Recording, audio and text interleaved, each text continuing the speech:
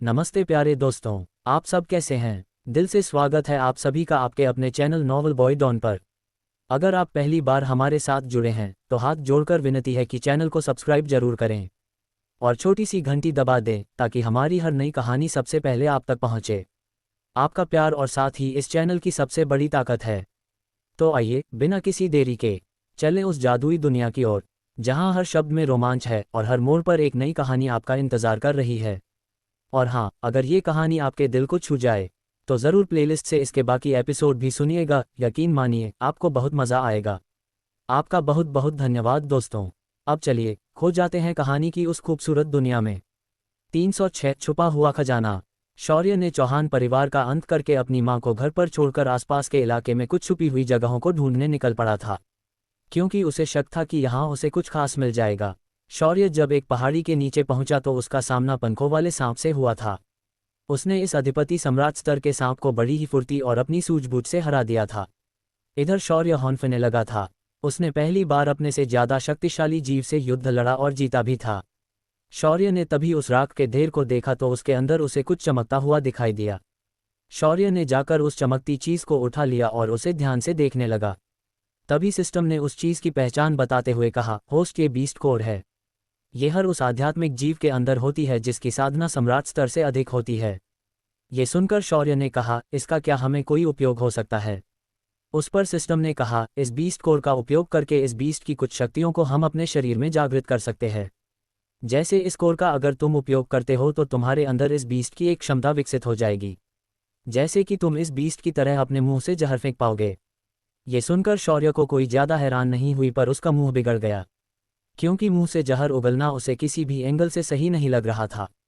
तभी सिस्टम ने भी उसके चेहरे के भाव समझे और बोली, इसका दूसरा उपयोग है कि तुम इसे अपने कॉन्ट्रैक्टेड बीस्ट को दे सकते हो, जिससे उनकी साधना और शक्तियों में वृद्धि हो सकती है।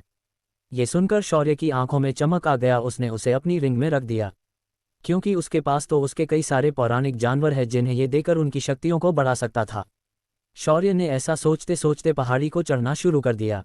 जब वह पहाड़ी के मध्य में पहुंचा तो उसे वहां किसी रक्षक सारणी का आभास हुआ, तो उसने उस सारणी को अपनी दिव्य दृष्टि से जांचना शुरू कर दिया। शौर्य को सारणी की रचना साफ साफ दिखाई देने लगी। वो सारणी काफी उच्च स्तर की सारणी मालूम होती थी, पर शौर्य के अपने सारणी ज्ञान के आगे ये कुछ भी नहीं थी। शौर्य ने उस सारणी के केंद्र को ढूंढा और कुछ हस्तमुद्राएं बनाकर उसने उसे तोड़ दिया। सारणी के टूटते ही शौर्य के सामने एक गुफा दिखाई देने लगी। शौर्य की उत्सुकता और अधिक बढ़ने लगी। उसने गुफा के अंदर जाने का फैसला किया और उसके अंदर धीरे धीरे कदम बढ़ाते हुए जाने लगा। शौर्य को थोड़ा अंदाजा तो था कि ऐसी गुफाओं में कुछ जाल पहले ही बिछे होते हैं। वह धीरे धीरे अंदर पहुंच गया, पर उसके सामने जो था वो उसकी कल्पना से परे था। उसके सामने एक छोटा सा कुंड बना हुआ था और उसके अंदर से सुनहरे रंग का पानी उबाल मारकर बह रहा था। उसे देखकर शौर्य समझ गया कि ये पानी कोई आम पानी तो हो ही नहीं सकता। तभी सिस्टम ने उसे इस पानी को पहचानते हुए कहा, होस्ट ये एक खास नैसर्गिक संसाधन है। इसे आध्यात्मिक तरल कहते हैं। ये तुम्हारे आध्यात्मिक पानी की तरह ही होता है, पर इसका गाढ़ापन बहुत अधिक होता है। जब जमीन वातावरण से अधिक आध्यात्मिक ऊर्जा को सोख लेती है तो उसे संघनित करके ऐसे तरल में बदल देती है। आगे जाकर इसी तरल का रूपांतर आध्यात्मिक पत्थरों में होता है। ये सुनकर शौर्य की आंखें चमक गई। उसने तुरंत अपनी स्टोरेज रिंग के सभी सामानों को छान मारा और कई सारे प्लास्टिक के गैलन बाहर निकाले, जिन्हें उसने मुसीबत के समय काम आने के लिए रख लिए थे। सिस्टम भी शौर्य की ऐसी पूर्व तैयारी को देखकर हैरान थी। शौर्य ने अपनी शक्ति का उपयोग करके उस तरल को अपने गैलन में भरना शुरू कर दिया। कुछ ही देर में शौर्य ने आधे से भी ज्यादा तरल अपने गैलन में भर दिया था। उसके बाद उसने कुछ सोचा और उसने उस तरल को हाथों में पकड़ा और उसे गटागट पीने लगा। जब उसका शरीर उस तरल से भर गया तभी शौर्य को अचानक महसूस हुआ कि उसका शरीर लगभग फटने वाला है। तभी सिस्टम हंसते हुए बोली, होस्ट तुम जैसा लालची इंसान मैंने आज तक नहीं देखा। हर चीज को करने की एक लिमिट होती है और जब तुम इसे हद से ज्यादा करोगे तो ऐसा ही होगा ना तुम्हारे साथ। अब अपनी भैरव साधना को शुरू करो और इस आध्यात्मिक ऊर्जा को अपने हिरण्यगर्भ में डालना शुरू कर दो। परसिस्ट की बात खत्म होने से पहले ही शौर्य के शरीर के अंदर बसा विश्वतरु का बीज अचानक हलचल करने लगा और उसने उस पूरे आध्यात्मिक तरल को अपने अंदर सोखना शुरू कर दिया। कुछ ही सेकंड्स में शौर्य नॉर्मल हो गया, पर वह बीज पहले से ज्यादा फूल भी गया और उसके ऊपर 2 पत्तियां हो गए। सिस्टम ने ये देखा तो वो शौर्य से बोली, होस्ट तुम एक काम करो, अपने विश्वतरु के बीज को अभी के अभी इस तरल में डाल दो। सिस्टम की बात पर शौर्य ने भी बिना ज्यादा सवाल किए उसे उस तरल के ऊपर छोड़ दिया। विश्वतरु के बीज को जैसे ही तरल महसूस हुआ मानो वो खुश हो गया हो और उसने खुशी से कुंड के अंदर मौजूद तरल को किसी भूखे भेड़िए की तरह निगलना शुरू कर दिया। कुछ ही देर में वह बीज एक छोटे पौधे में बदल गया और उस कुंड के अंदर का तरल गायब हो गया।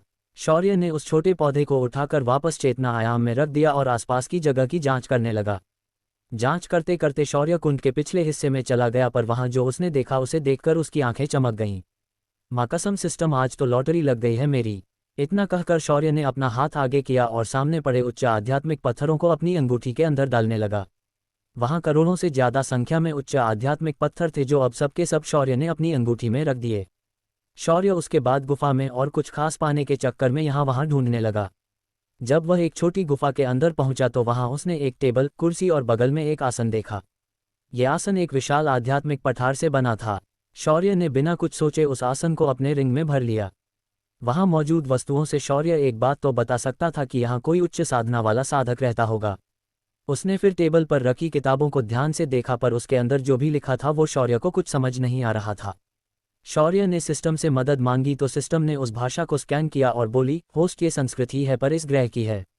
मैं अभी इसका पूरा ज्ञान तुम्हारे दिमाग में ट्रांसफ़र कर देती हूँ। इतना कहकर सिस्टम ने उस भाषा की जानकारी शौर्य के दिमाग में ट्रांसफ़र कर दी।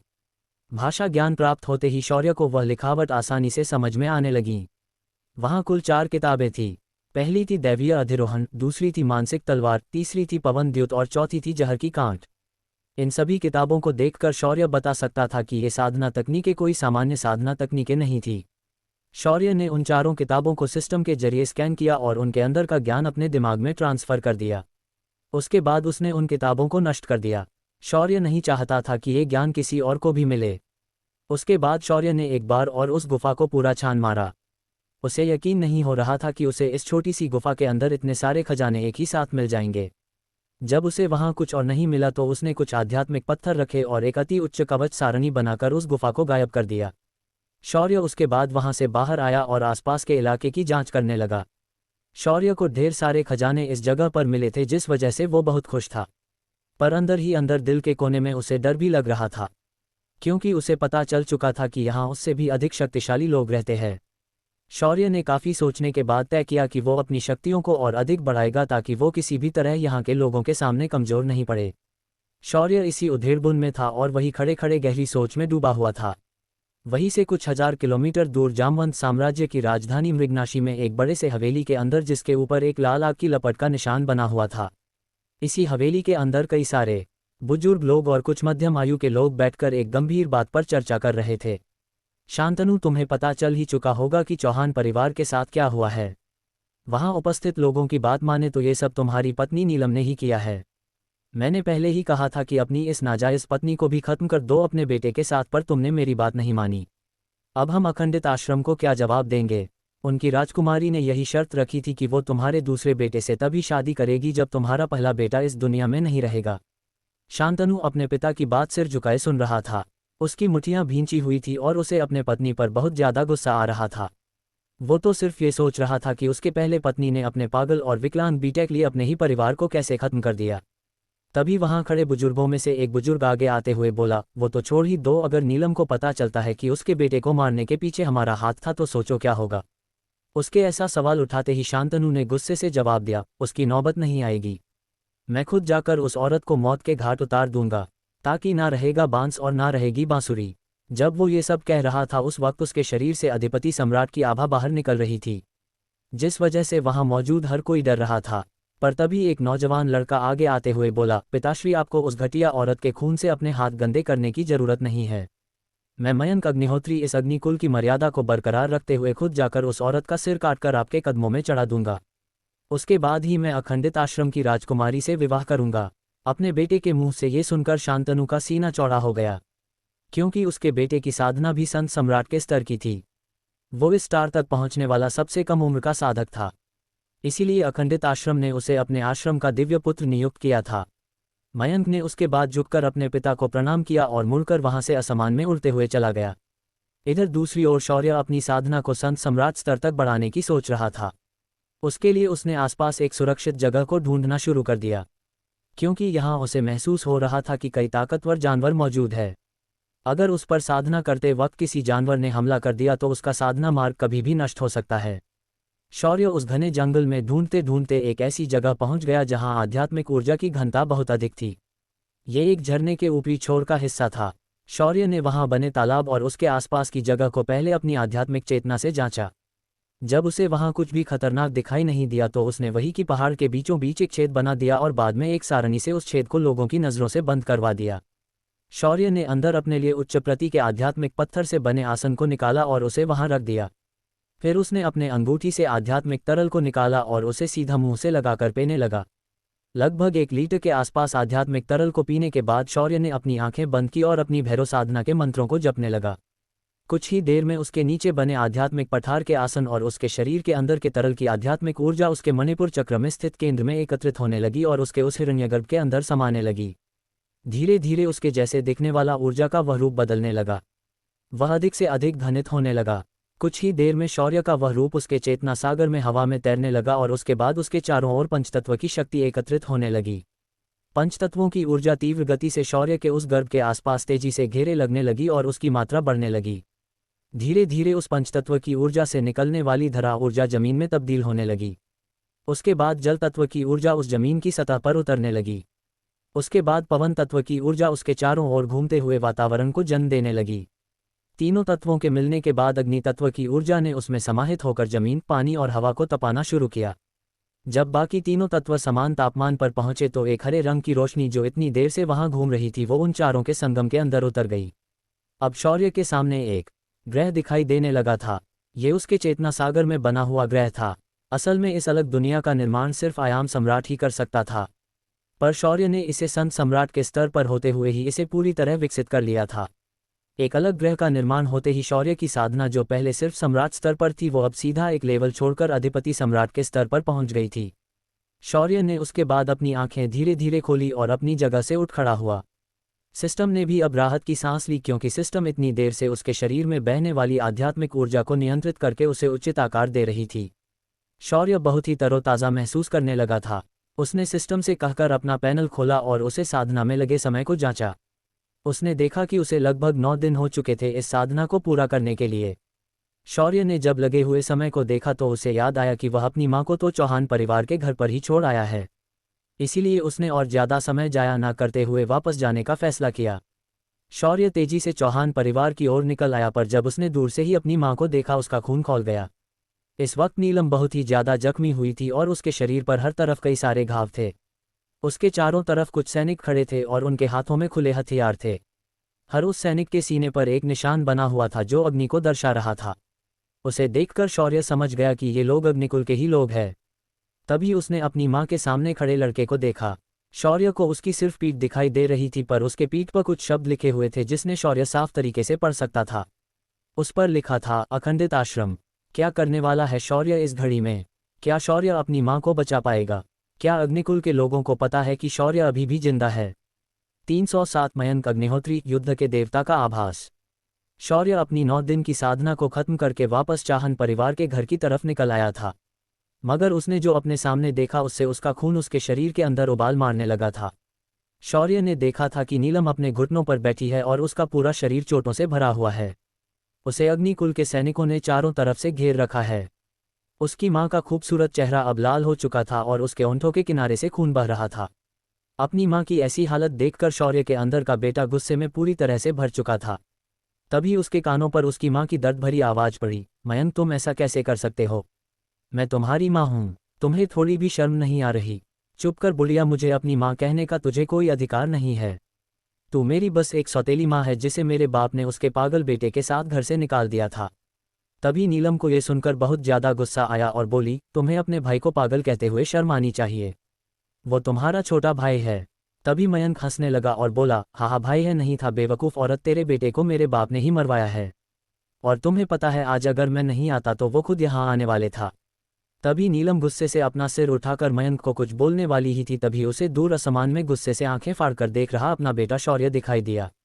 शौर्य को देखते ही अचानक नीलम रिलैक्स हो गई और जमीन पर आराम से बैठ गई। फिर उसने एक चिढ़ाने वाली मुस्कान के साथ मयंक को देखा और बोली, अगर ऐसी बात है तो तुम उसे खुद ही पूछ लो कि फिर वो कैसे जीवित है। नीलम को इतना आराम से बात करते हुए देखकर उसने नीलम की नज़रों का पीछा किया और आसमान में एक सफ़ेद कपड़े पहने लड़के को देखा जिसने बड़े ही अजीब तरह के कपड़े पहने थे। असल में शौर्य ने अपनी आदत के हिसाब से यहाँ आने पर भी अपनी शॉर्ट्स और टी शर्ट को ही पहना था। पर मयंक उस चेहरे को कैसे भूल सकता था। जब मयंक ने शौर्य को इस तरह हवा में तैरते हुए देखा उसकी आंखें बड़ी हो गई। मयंक हैरान और परेशान दोनों था, क्योंकि शौर्य के हवा में उड़ने से वो ये तो बता पा रहा था कि शौर्य सम्राट स्तर का साधक बन चुका होगा, पर असल परेशान ये थी कि वो उसकी साधना को देख नहीं पा रहा था। मयंक ने हकलाते हुए कहा, ये कैसे हो सकता है? इसे चौहान परिवार ने पहले ही मार दिया था ना, ये असंभव है। तभी शौर्य धीरे धीरे हवा से मयंक के सामने जमीन पर उतरा। मयंक देख पा रहा था कि शौर्य बहुत ज्यादा गुस्से में है। शौर्य की मुट्ठियां भींची हुई थी। शौर्य के शरीर से धीरे धीरे उसके युद्ध के देवता की आभा बाहर निकलना शुरू हो गई। आसमान में बादल एकत्रित होने लगे और उनके अंदर बिजलियां किसी ड्रैगन की तरह नाचने लगी थी। बिजलियों की कड़कड़ाहट से डमरू की ध्वनि कंपित होने लगी थी। शौर्य ने आसमान की ओर देखा और चिल्लाते हुए कहा, मेरी माँ के बाल को भी धक्का लगे, ये इस दुनिया का सबसे बड़ा पाप माना जाएगा।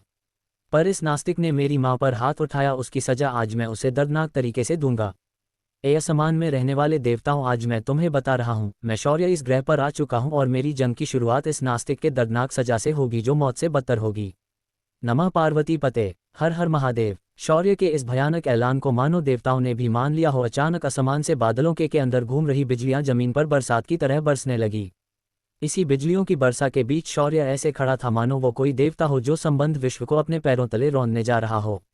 मयंक और उसके साथी शौर्य की ये भयानक दिव्य भैरव आभा को महसूस कर अचानक थरथर कांपने लगे थे। उनके हाथ पैर ठंडे पड़ चुके थे। वो तो ये भी भूल चुके थे कि वो सम्राट और संत सम्राट स्तर के योद्धा है। तभी शौर्य ने अपनी जगह से मयंक की ओर अपना कदम बढ़ाया और अगले ही पल वो मयंक के एकदम सामने था। उन दोनों के बीच जो दूरी 10 मीटर से अधिक थी वो अब सिर्फ कुछ सेंटीमीटर की बची थी। शौर्य ने उसी स्थिति में मयंक के सीने के बीचों बीच हमला कर दिया। उसका गुस्सा इतना ताकतवर था कि मयंक उड़कर पीछे जा गिरा। मयंक को मार खाते देख अग्निकुल के सैनिक ही हरकत में आ गए। उन्होंने जैसे तैसे खुद को इस डर से बाहर निकाला और शौर्य पर हमला कर दिया। पर उनके हमले शौर्य को छू भी पाते उसके पहले ही रक्त सम्राज्ञी अचानक इंसानी रूप में उन सैनिकों के सामने प्रकट हो गई। उसने अपनी एक आंख को बंद करके आंख मारी और एक शरारती हंसी के साथ बोली, हेलो बॉयज, क्या मेरे साथ खेलना चाहोगे? अचानक सामने प्रकट हुई रक्त सम्राज्ञी जैसी खूबसूरत बला को देखकर सारे सैनिकों ने अपने हमलों को रोक दिया। उनमें से कई लोगों के मुंह में तो पानी आ गया। तभी रक्त सम्राज्ञी लहराते मटकाते हुए उन सैनिकों में से एक सैनिक के पास आ गई। उसने उस सैनिक के ठुड्डी को अपनी नाजुक उंगली से पकड़ा और एकदम मादक आवाज में बोली, कैसी मौत दूं तुमको? वो सैनिक रक्त सम्राज्ञी के बातों में इतना मगन हो चुका था कि उसे उसकी बात समझ में भी नहीं आई और अगले ही पल उसके दिल की जगह पर एक बड़ा छेद हो गया। रक्त सम्राज्ञी ने उस सैनिक का दिल निकाल लिया था। ये नज़ारा देखकर बाकी के सैनिक होश में आ गए और इस जाल को समझ गए। पर अब बहुत ज्यादा देर हो चुकी थी। रक्त सम्राज्ञी ने उसी मरे हुए सैनिक को तलवार को छीन लिया और अचानक बिजली की रफ्तार से उन लोगों के बीच से घूम गई। उन लोगों को तो इस बात का एहसास भी नहीं हुआ कि उनके साथ क्या हुआ, पर तब तक अद्विका शौर्य के बगल में जाकर एक तलवार में बदल गई थी। वही शौर्य सिर्फ अपने सामने जमीन पर पड़े हुए मयंक को देख रहा था, जो लगातार खून की उल्टियां कर रहा था। उसकी उल्टियां अभी तक रुकी ही नहीं थी। शौर्य ने अपने हाथ में रक्त सम्राज्ञी को लेते हुए कहा, मुझे पता नहीं था कि ये साला इतना कमजोर होगा। मेरे एक ही घुसे में इसकी खून को उल्टियां शुरू हो गई। वही नीलम जो इस वक्त अपना सारा दर्द भूलकर अपने बेटे को ही देखे जा रही थी। उसका बेटा सिर्फ कुछ ही दिनों से उससे दूर चला गया था और वापस आया तो उसके पास रूप बदलने वाली तलवार आ चुकी थी। असल में पूरे समरलोक में कुछ ही लोगों के पास ही ऐसी दिव्य तलवारें थी। इन लोगों की संख्या गिनती से 9 थी। उसमें भी तलवार का उपयोग करने वाले सिर्फ 3 ही योद्धा थे और अब उसके बेटे के पास भी ऐसी ही रूप बदलने वाली तलवार थी। वहीं मयंक को अभी भी उल्टियां करते देखकर शेर ने उसकी ओर फिलहाल ध्यान देना जरूरी नहीं समझा। उसने मुड़कर नीलम के पास जाकर उसे सहारा देकर उठाया और वहीं पर बने चबूतरे पर बिठा दिया। फिर उसने अपनी अंगूठी से एक गोली निकाली और नीलम को खिला दी।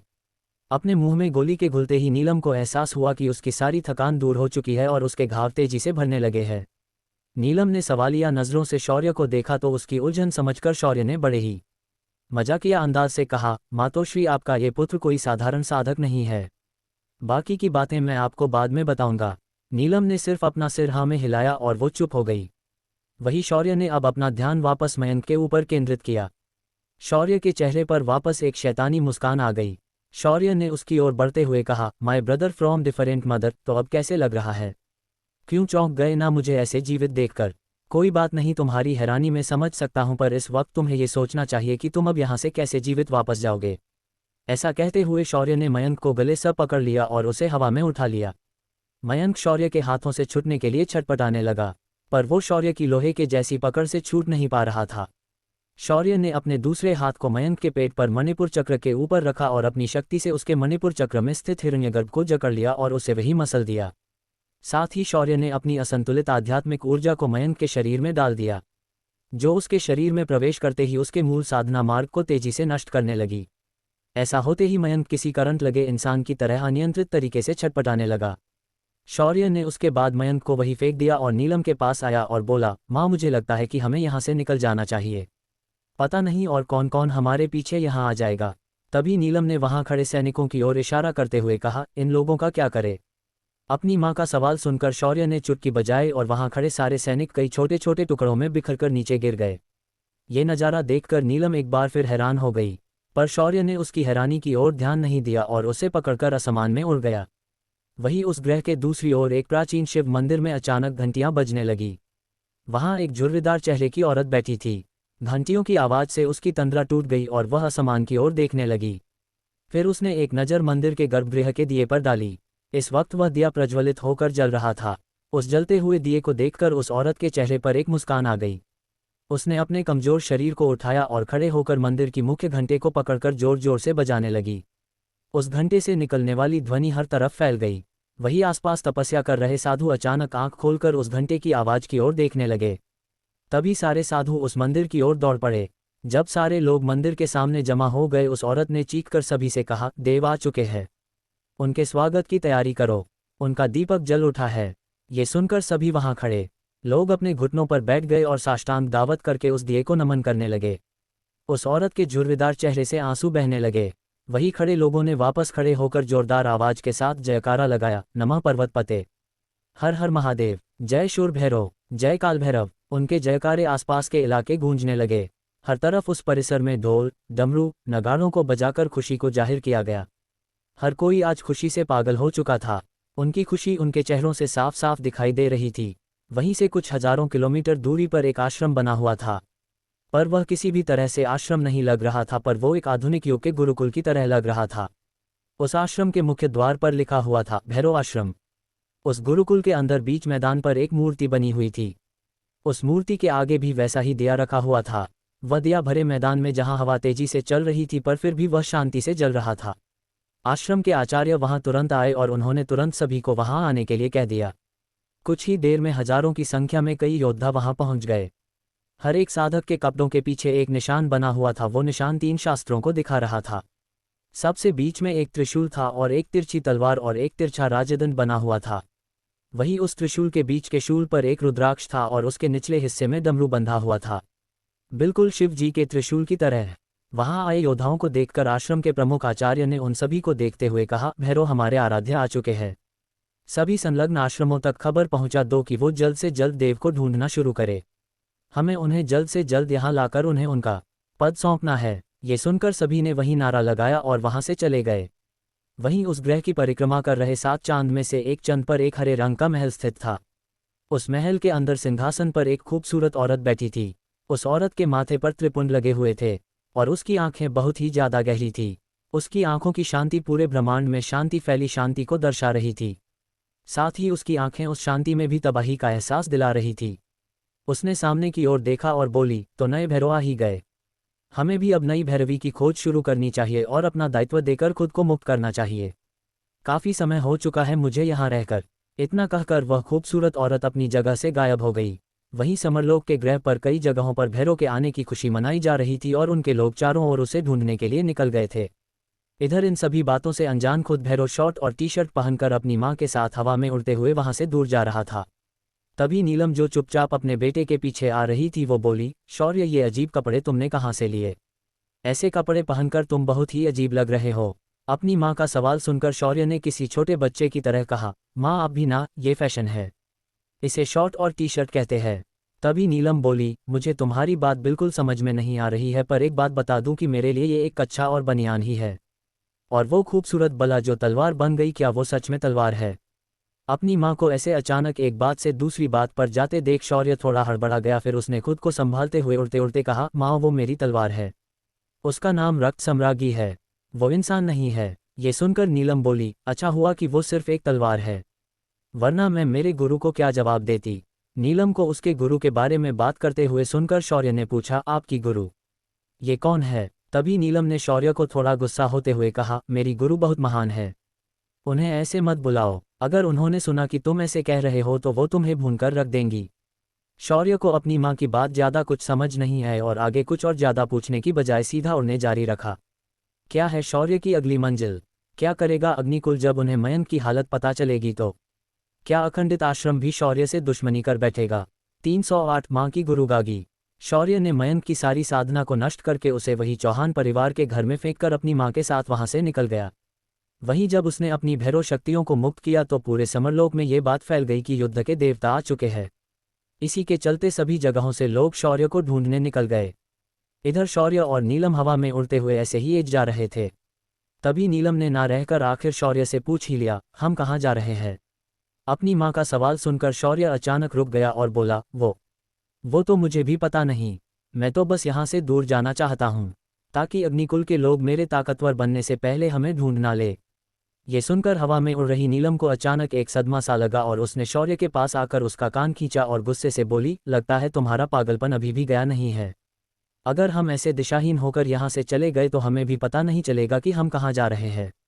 बिना कोई लक्ष्य तय किए तुम ऐसे कैसे कहीं भी जाने की सोच सकते हो?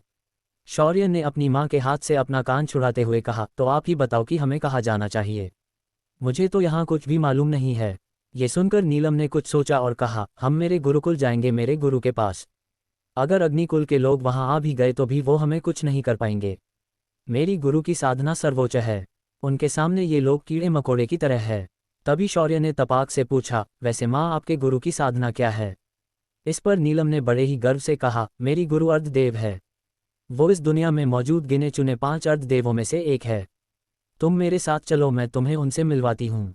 उनसे मिलकर मैं भी उनसे तुम्हारे बारे में पूछना चाहती हूँ, क्योंकि वहीं एक ऐसी साधक थी जिन्होंने मुझे ये बताया था कि तुम्हारे 18वें जन्मदिन पर तुम्हारी ये पागलपन की बीमारी ठीक हो जाएगी। अगर मैं गलत नहीं हूँ तो वही तुम्हारे साथ हुआ है।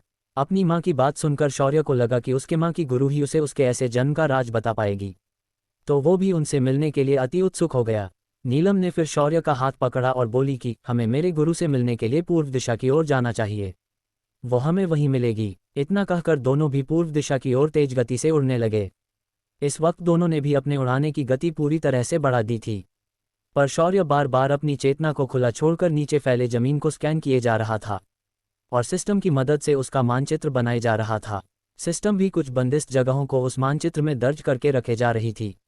जाते जाते अचानक शौर्य ने सवाल पूछा, माँ वैसे मैं आपसे ये सवाल पूछना चाहता था कि उस आदमी ने हमें मारने की कोशिश क्यों की? जब नीलम ने अपने बेटे के मुंह से अपने पिता के लिए ऐसे शब्द सुने तो वो हैरान हो गई। इससे पहले शौर्य जब छोटा था तभी से अपने पिता से मिलने की जिद पकड़ बैठता था और उसी बात पर कई बार नीलम उसे उसके पिता से मिलने भी ले गई थी। पर आज शौर्य की बातों में अपने पिता के लिए सिर्फ नफरत महसूस हो रही थी, जिसे देखकर नीलम को बहुत ज़्यादा अजीब लग रहा था। पर नीलम ने अपने बेटे की इस बात को नज़रअंदाज किया और उसके सवाल का जवाब देते हुए बोली, इसका कारण ये था कि तुम्हारे पिता को लगता था कि मैं एक सुदृढ़ बच्चे को जन्म नहीं दे सकती, इसीलिए उन्होंने मुझे अपने मायके वापस भेज दिया। उन्होंने मुझे इसका कारण ये बताया कि अग्निकुल के लोग तुम्हें मारना चाहते हैं, पर ऐसा कुछ भी नहीं हुआ।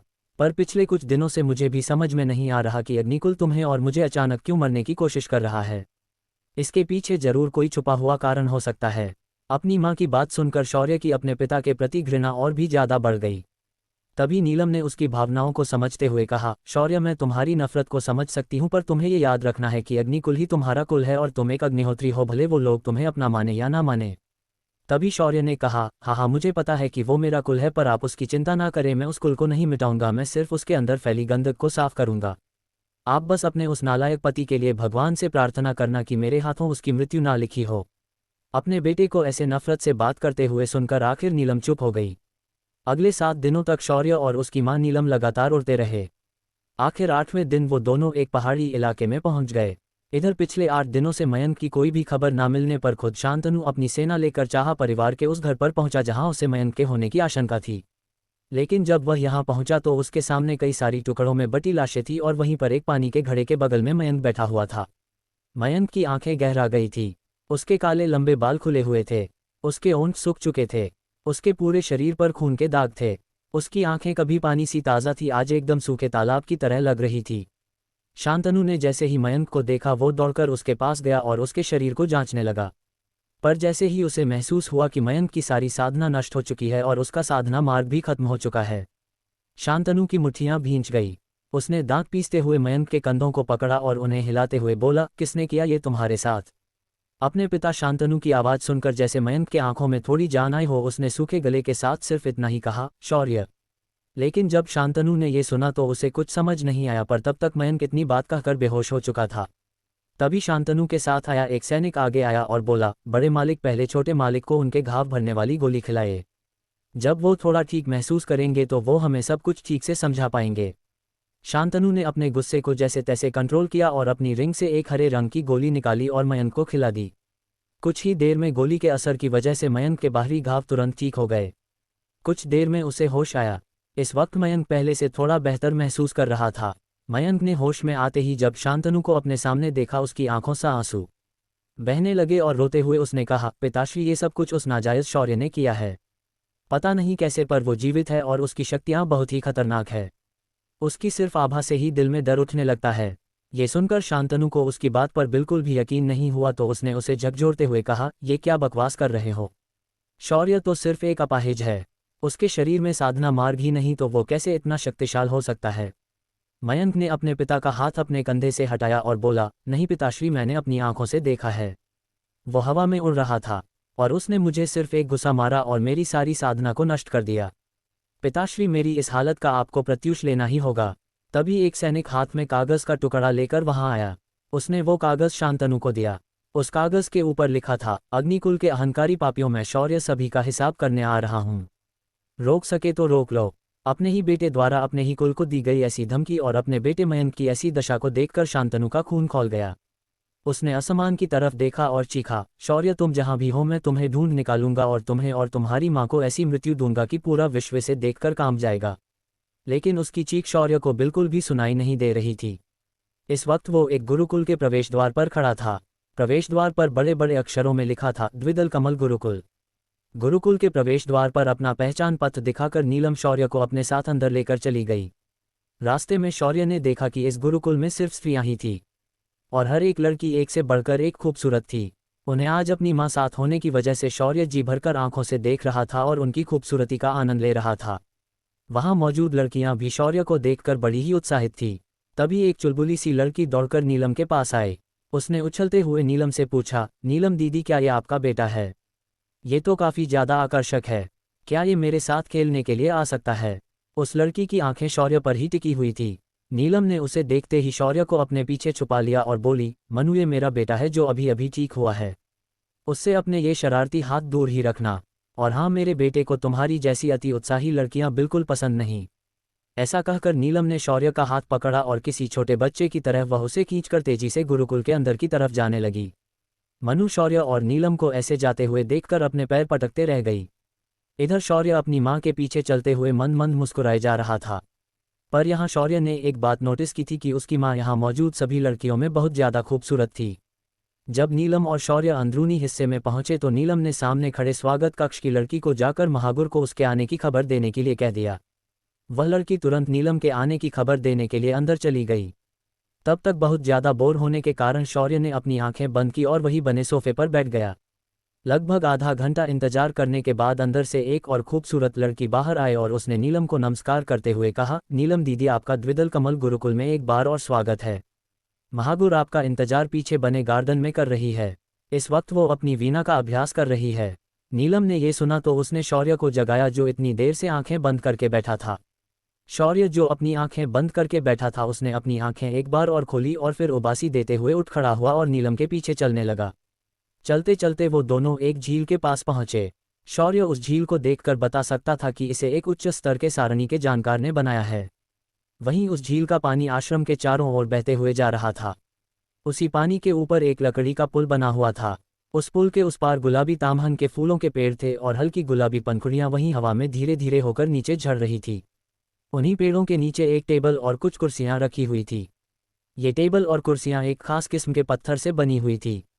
उनमें से एक कुर्सी पर एक बेहद खूबसूरत लड़की को बैठा हुआ देखा। उस लड़की के काले घने लंबे बाल उसकी कमर के नीचे तक पहने थे। उन काले बालों में पोनीटेल बनाने के लिए एक पेंसिल जैसी चीज उसमें खोंचकर लगती हुई थी।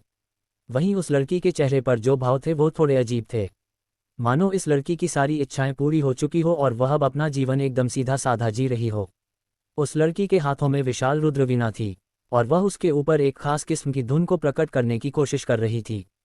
पर वह मुखड़े में पहुंचने के बाद कुछ तो गलत कर रही थी। जैसे ही उस लड़की ने नीलम को देखा उसने मुस्कुराते हुए कहा, तो तुम आज आखिर अपने गुरु से मिलने अपना समय निकाल कर आ ही गई। बोलो कैसे आना हुआ। अपने गुरु की बात सुनकर नीलम ने शौर्य को आगे करते हुए कहा, गुरुदेव मैं अपने बेटे को लेकर आई हूँ। जैसे आपने कहा था वैसे ही बदलाव मेरे बेटे के अंदर आए हैं। कृपया आशीर्वाद दीजिए। शौर्य को नियम ने मुड़कर देखा और आंखों ही आंखों में उनके पैर छूने के लिए कह दिया। शौर्य ने भी अपनी मां की बात को मानते हुए पैर छूकर आशीर्वाद ले लिया। वही वह लड़की यानी शौर्य के मां की गुरु शौर्य को अभी तक गहराई से निहारे जा रही थी। जब शौर्य ने उसकी नज़रें अपने ऊपर महसूस की उसे गुस्सा आया, पर अपने गुस्से को पीकर शौर्य वही उनके सिर झुकाकर खड़ा रह गया। बड़ी देर बाद नीलम के गुरु ने शौर्य के ऊपर से अपनी नज़रें हटा दी और एक प्यारी सी मुस्कान बिखेरी। फिर उन्होंने नीलम की ओर देखा और बोली, तुम्हारे बेटे का तो शरीर भी अंदर बाहर बदल चुका है और इसकी साधना सिर्फ कुछ महीने पुरानी है। तुम्हारा बेटा बहुत ही खास है, मैं उससे अकेले में बात करना चाहूंगी। अब तुम जा सकती हो। नीलम को उसके गुरु ने शौर्य को वहां छोड़कर बाहर जाने का आदेश दे दिया। नीलम भी अपना मन मारकर वहां से बाहर चली गई।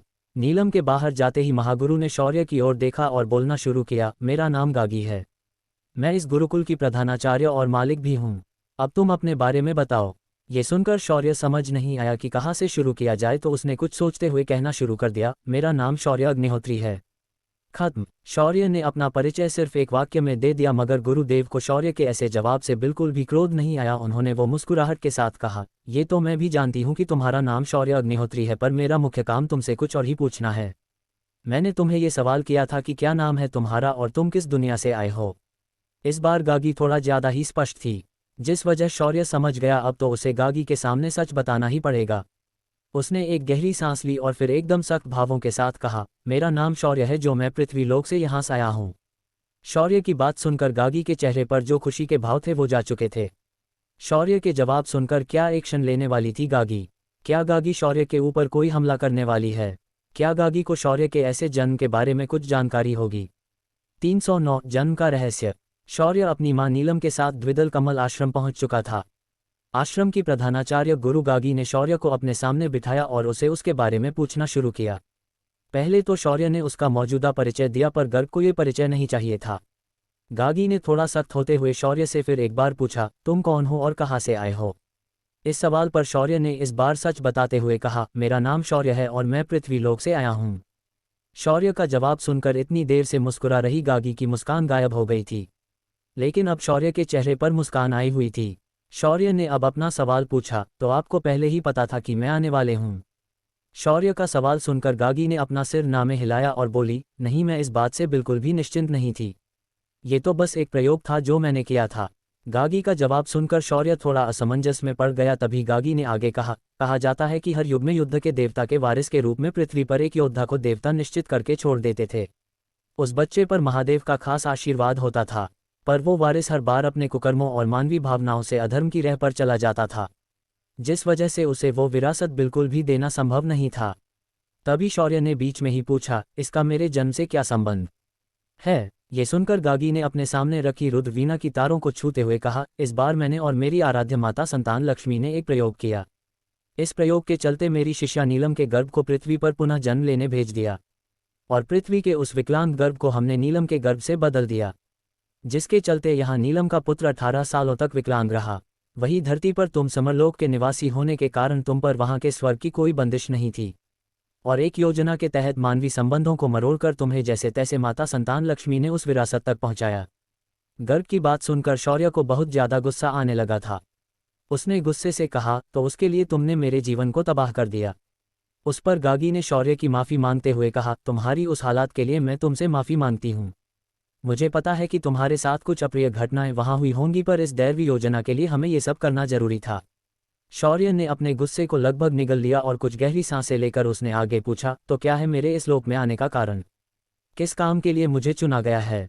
शौर्य का सवाल सुनकर गागी ने रुद्रवीणा को शौर्य की तरफ भेज दिया और बोली, पहले तुम इस समरलोक में घूमो और लोगों को समझो, उसके बाद तुम्हें तुम्हारे जीवन का उद्देश्य पता चल ही जाएगा। फिलहाल मैं तुम्हें इससे ज्यादा कुछ नहीं बता सकती। गागी की बात सुनकर शौर्य निराश हो गया। उसे पहली बार अपने सवालों के अधूरे जवाब मिले थे, पर इस वक्त वह कुछ भी नहीं कर सकता था। फिर तभी उसने गागी से पूछा, तो ठीक है, मैं अपना उद्देश्य खुद ढूंढ लूंगा, पर क्या आप मुझे यहाँ का शक्ति विभाजन बताएंगी? शौर्य की बात सुनकर गागी मुस्कुराए, फिर उसने एक शरारती हंसी हंसते हुए कहा, तुम काफी सतर्क रहते हो इन बातों के बारे में। तुम्हारा ये दृष्टिकोण मुझे अच्छा लगा। समरलोक पर शक्तियों का विभाजन कुछ बड़े कुल, राज्य, गुरुकुल, आश्रम और साम्राज्यों में हुआ है। साथ ही कुल के सर्वोच्च साधक के आधार पर उस कुल को एक वर्ग में निश्चित किया जाता है। कुल को 3 वर्गों में बांटा गया है। सबसे निचले तीसरे वर्ग के कुल वो होते हैं जो किसी छोटे शहर में अपना शासन करते हैं। इस कुल का सर्वोच्च साधक संत सम्राट स्तर का साधक हो सकता है। तभी शौर्य ने अपने हाथ में लिए रुद्रवीणा को निहारते हुए कहा, और दूसरे और पहले वर्ग के कुल का क्या? उस पर गागी ने कहा, दूसरे वर्ग के कुल के सर्वोच्च साधक अधिपति सम्राट स्तर के हो सकते हैं, और पहले वर्ग के कुल के सर्वोच्च साधक आयाम सम्राट स्तर के होते हैं। इनके ऊपर होते हैं राज्य के राजा और शासक कुल, जिनका सर्वोच्च शक्तिशाली योद्धा रथी स्तर का होता है। वहीं उनके ऊपर होते हैं गुरुकुल। गुरुकुल के सर्वोच्च योद्धा अलग अलग होते हैं, पर ज्यादातर गुरुकुलों के सर्वोच्च योद्धा महारथी स्तर के योद्धा ही होते हैं। गुरुकुल के समान ही आश्रम भी होते हैं। ज्यादातर आश्रमों के प्रमुख सर्वोच्च योद्धा महारथी होते हैं, पर कुछ स्वर्ग स्तर के योद्धा भी होते हैं। उनके ऊपर होता है साम्राज्य। इस आयाम के स्वर्ग नियमों के हिसाब से साम्राज्य का सर्वोच्च योद्धा स्वर्ग स्तर का होता है और वहीं उस साम्राज्य का सम्राट कहलाता है। पर इन्हें हल्के में लेने की भूल कभी मत करना, क्योंकि इनके पास कुछ अर्धदैवीय स्तर के योद्धा भी होते हैं जो पूर्व सम्राट होते हैं, जिन्होंने सिंहासन छोड़ने के बाद खुद को एक बार और साधना में झोंक दिया होता है। इनके ऊपर होते हैं गंधर्व, यक्ष और देवता। ये कभी भी आम इंसानों के जीवन में हेरफेर नहीं करते। वो लोग इस आयाम में रहते भी नहीं है। उनका स्थान इस ग्रह के चारों ओर घूम रहे चांद के ऊपर होता है, और वो समय समय पर अपने वारिस ढूंढने के लिए इस ग्रह से कुछ लोगों का चुनाव करते हैं। ये सुनकर शौर्य ने आसमान की ओर देखा और उन 7 चंद्रमा को देखने लगा। गागी ने तभी बात को बदलते हुए कहा, वैसे तुम रुद्रवीणा को ऐसे निहार रहे हो तो मुझे लगता है कि तुम इसे कुशलता से बजा सकते होंगे।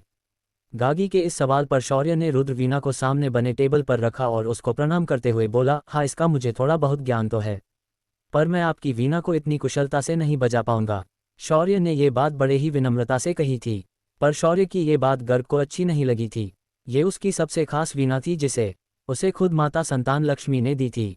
तभी शौर्य भी समझ गया कि उसकी बातों को गागी ने गलत तरीके से लिया है, तो उसने झट से अपनी रुद्रवीणा बाहर निकाली और गर्ग के सामने रख दी। शौर्य की रुद्रवीणा प्राचीन थी, पर उसकी सतह खुरदरी और देखने से ही लग रहा था जैसे वो कोई विशाल जीव हो। उसकी मजबूती उसे देखने से ही बनती थी। शौर्य ने अपने हाथ में रुद्रवीणा को पकड़ा और आसमान की ओर देखते हुए बोला, मैंने काफी समय बाद इसे पकड़ा है, तो मैं आपको एक बंदिश सुनाना चाहूंगा। ये संगीत पृथ्वी पर काफी ज्यादा खास माना जाता है। ऐसा कहकर शौर्य ने राग भैरवी का आलाप लगा दिया और वीणा के तार छेद दिए। उसके ऐसा करते ही उसकी आवाज और वीणा की मधुर ध्वनि एक दूसरे में घुल गई और एक सम्मोहित करने वाली धुन उस वातावरण में फैल गई। शौर्य भी उस धुन में खो गया था और किसी समाधि साधक की तरह उसने रुद्रवीणा को बजाना शुरू किया। उसकी आवाज भी उस बिना की धुन के साथ मिलकर एक ऐसे संगम संगीत को जन्म दे रही थी जो सुनने वाले को मंत्रमुग्ध कर रही थी। वही आसमान में घने बादल जमा होने लगे थे। साथ ही उस पहाड़ी पर साधना कर रहे शिष्यों की साधना की गति अचानक दोगुनी हो गई और हर कोई इस धुन से ट्रांस में चला गया। शौर्य की वीणा की धुन सुनकर कई शिष्य उस गुरुकुल के पीछे बने परिसर में जमा हो गए और अंदर झांक झांक कर देखने लगे। सभी ने देखा कि अपनी आंखें बंद किए एक जवान लड़का गर्ग के सामने बैठकर इस स्वर्गीय संगीत को बजाए जा रहा था। कुछ देर बाद शौर्य का संगीत रुक गया और उसने धीरे से आंखें खोली। गागी ने देखा कि शौर्य जब भी तार को छेड़ता उस वक्त इस तार को शौर्य बहुत अधिक बल लगाकर खींच रहा था। इतना बल अगर सामान्य वीणा पर लगाया जाए तो उसके टुकड़े टुकड़े हो जाते। अब गागी को समझ आ चुका था कि शौर्य ने उसकी वीणा को हल्के में नहीं लिया था, पर उसके बजाने का तरीका थोड़ा अलग था जिसके आगे उसकी वीणा कब का दम तोड़ देती। शौर्य का संगीत खत्म होते ही चारों तरफ मधुर शांति फैल गई और वातावरण में ठंडी हवा की लहरें घूमने लगी जो हर किसी को लुभाने लगी थी। गागी ने तब ध्यान दिया कि उसके लगभग सभी शिष्याएं वहां एकत्रित हुई थी। गागी ने एक खतरनाक नज़र उन पर डाली और पलक झपकते ही सभी लड़कियां वहां से गायब हो गई। तभी गागी ने शौर्य की ओर देखा और उसकी प्रशंसा करते हुए कहा, वाह, आनंद आ गया। तुम्हारी संगीत कला तो बहुत ही खास है। मैं तुम्हारी इस कला से काफ़ी प्रभावित हो गई। शौर्य ने इस बात पर गागी को सिर झुकाकर धन्यवाद दिया और अपनी वीणा को रिंग में रख दिया। तभी गागी ने सोमरस के 2 प्याले भरे और एक प्याला शौर्य की तरफ सरकाते हुए कहा, ये लो सोमरस का आनंद लो और बताओ कि फिर अब आगे तुम्हारा क्या लक्ष्य है।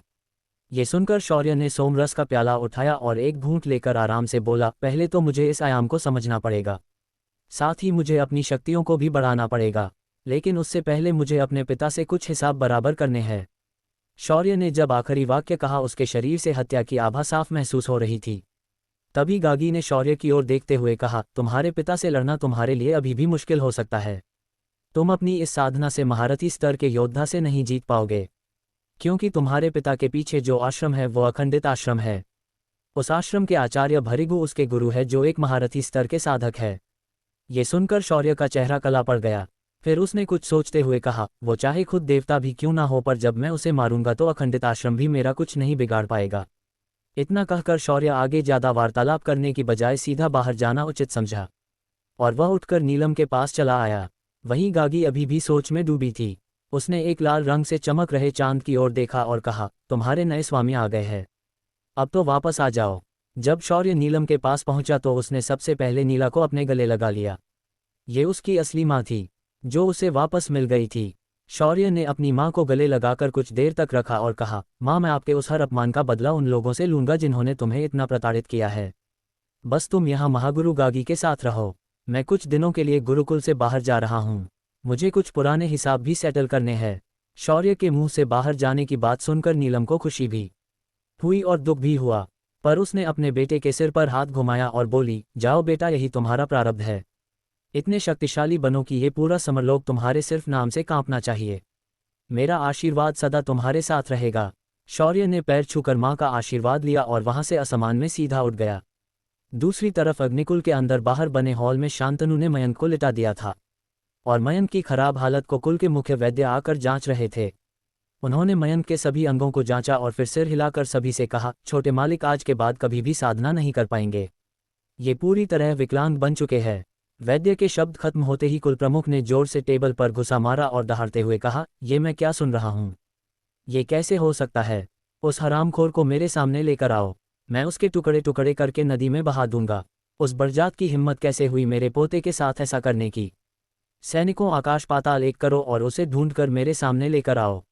मृगनाशी शहर उसकी मौत का तमाशा देखेगा। उसकी दहाड़ सुनकर वहां मौजूद सभी लोग अंदर तक कांप गए थे। तभी एक सैनिक अंदर दौड़ते हुए आया और बोला, बड़े मालिक, हमने आपके पत्नी और बेटे को ढूंढ लिया है।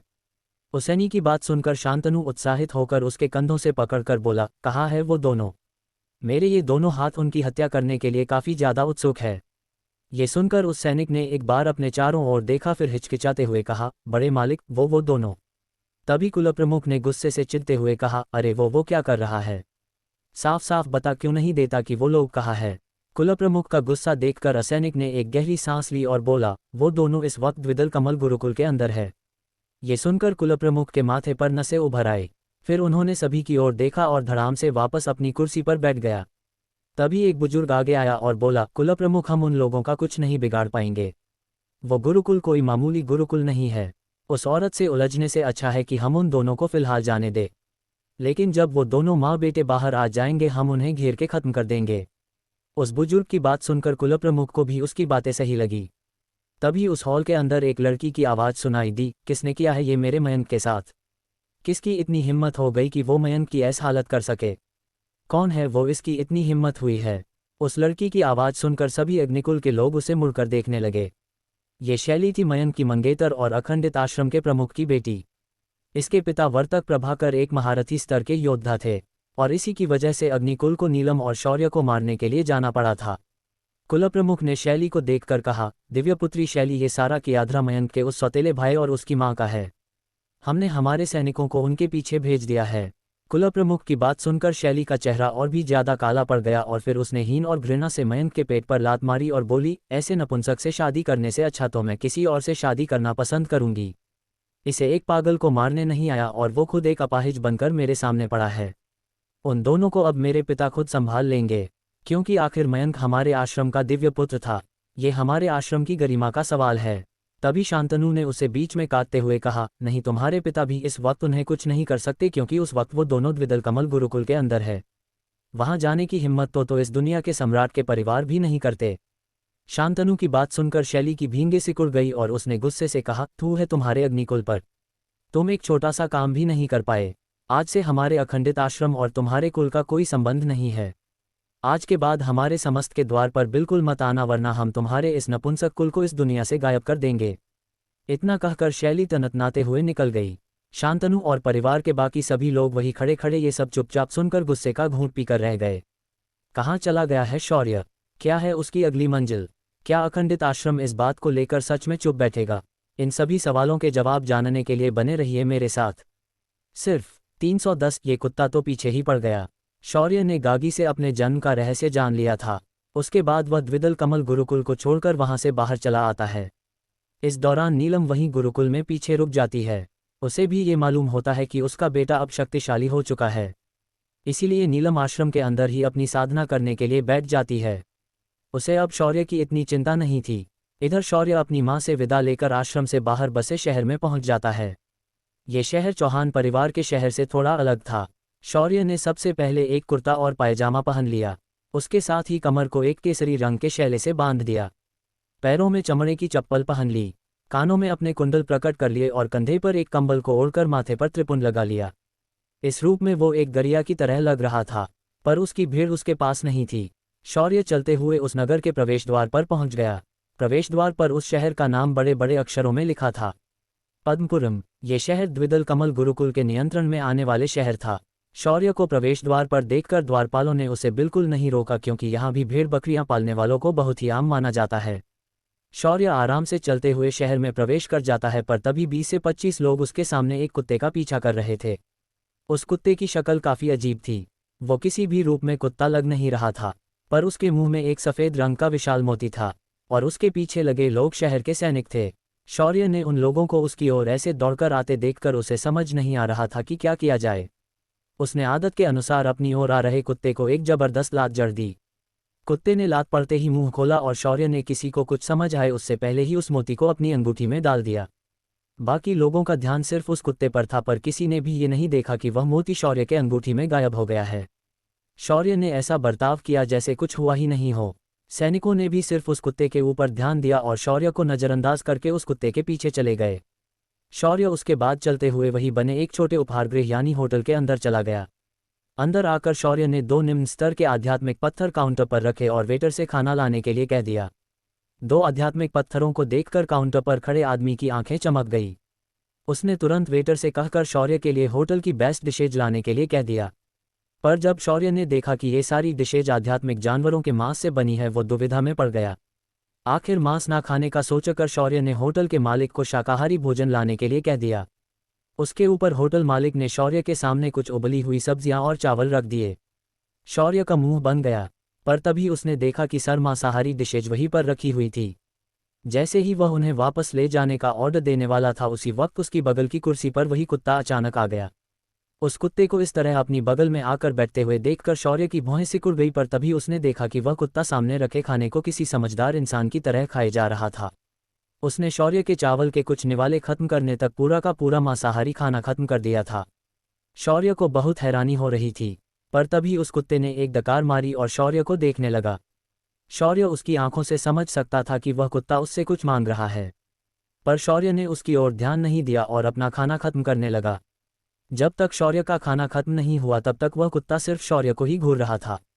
जब खाना खत्म करके शौर्य ने अपना हाथ धो लिया, उस कुत्ते ने अपना अगला एक पंजा शौर्य के हाथ पर रख दिया। शौर्य ने उस कुत्ते से अपना हाथ मिलाया और उसके सिर पर हाथ फेरकर वहां से जाने लगा। तभी वह कुत्ता भी उसके पीछे पीछे जाने लगा। शौर्य शहर की गलियों से जहां जहां जा रहा था वहां वहां वह कुत्ता उसके पीछे आ रहा था। आखिर परेशान होकर शौर्य वापस मुड़ा और कमर पर हाथ रखकर बोला, भाई तेरी प्रॉब्लम क्या है जो तू मेरा इस तरह से पीछा किए जा रहा है?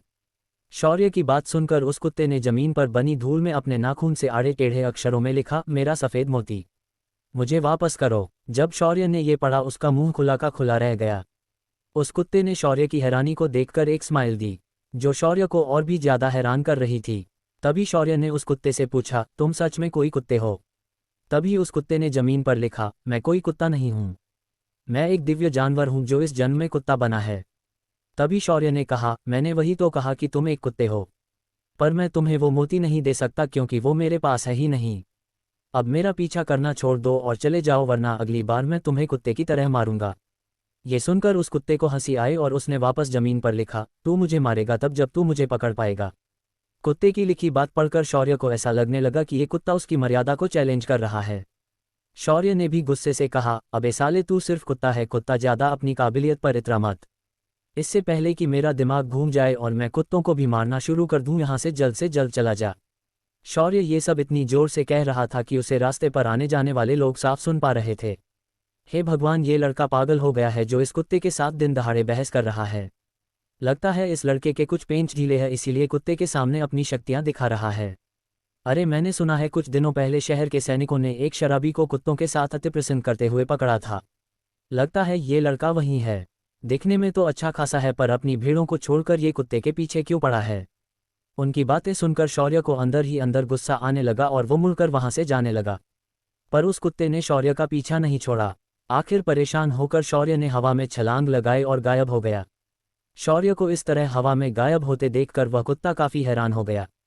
कुत्ते ने आखिर शौर्य का पीछा छोड़ दिया और वापस मुड़ गया। जब कुत्ता शहर के प्राची वस्तु भंडार के सामने से गुजर रहा था, इस बार उसकी नज़र वहां रखे कुछ खास खजानों पर पड़ी। कुत्ते ने कुछ कदम पीछे लिए और एक झटके के साथ वह दुकान के अंदर गया और अगले ही पल उसने वहां रखे खजानों के ऊपर कूदना शुरू किया और एक हरे रंग का रत्न मुंह में दबाकर बाहर निकल गया। दुकान का मालिक कुत्ते के पीछे भागने लगा, पर उस मालिक ने इस बात पर ध्यान ही नहीं दिया कि जहां जहां वह कुत्ता गुजरा था वहां रखी वस्तुएं हवा में गायब हो गई थी।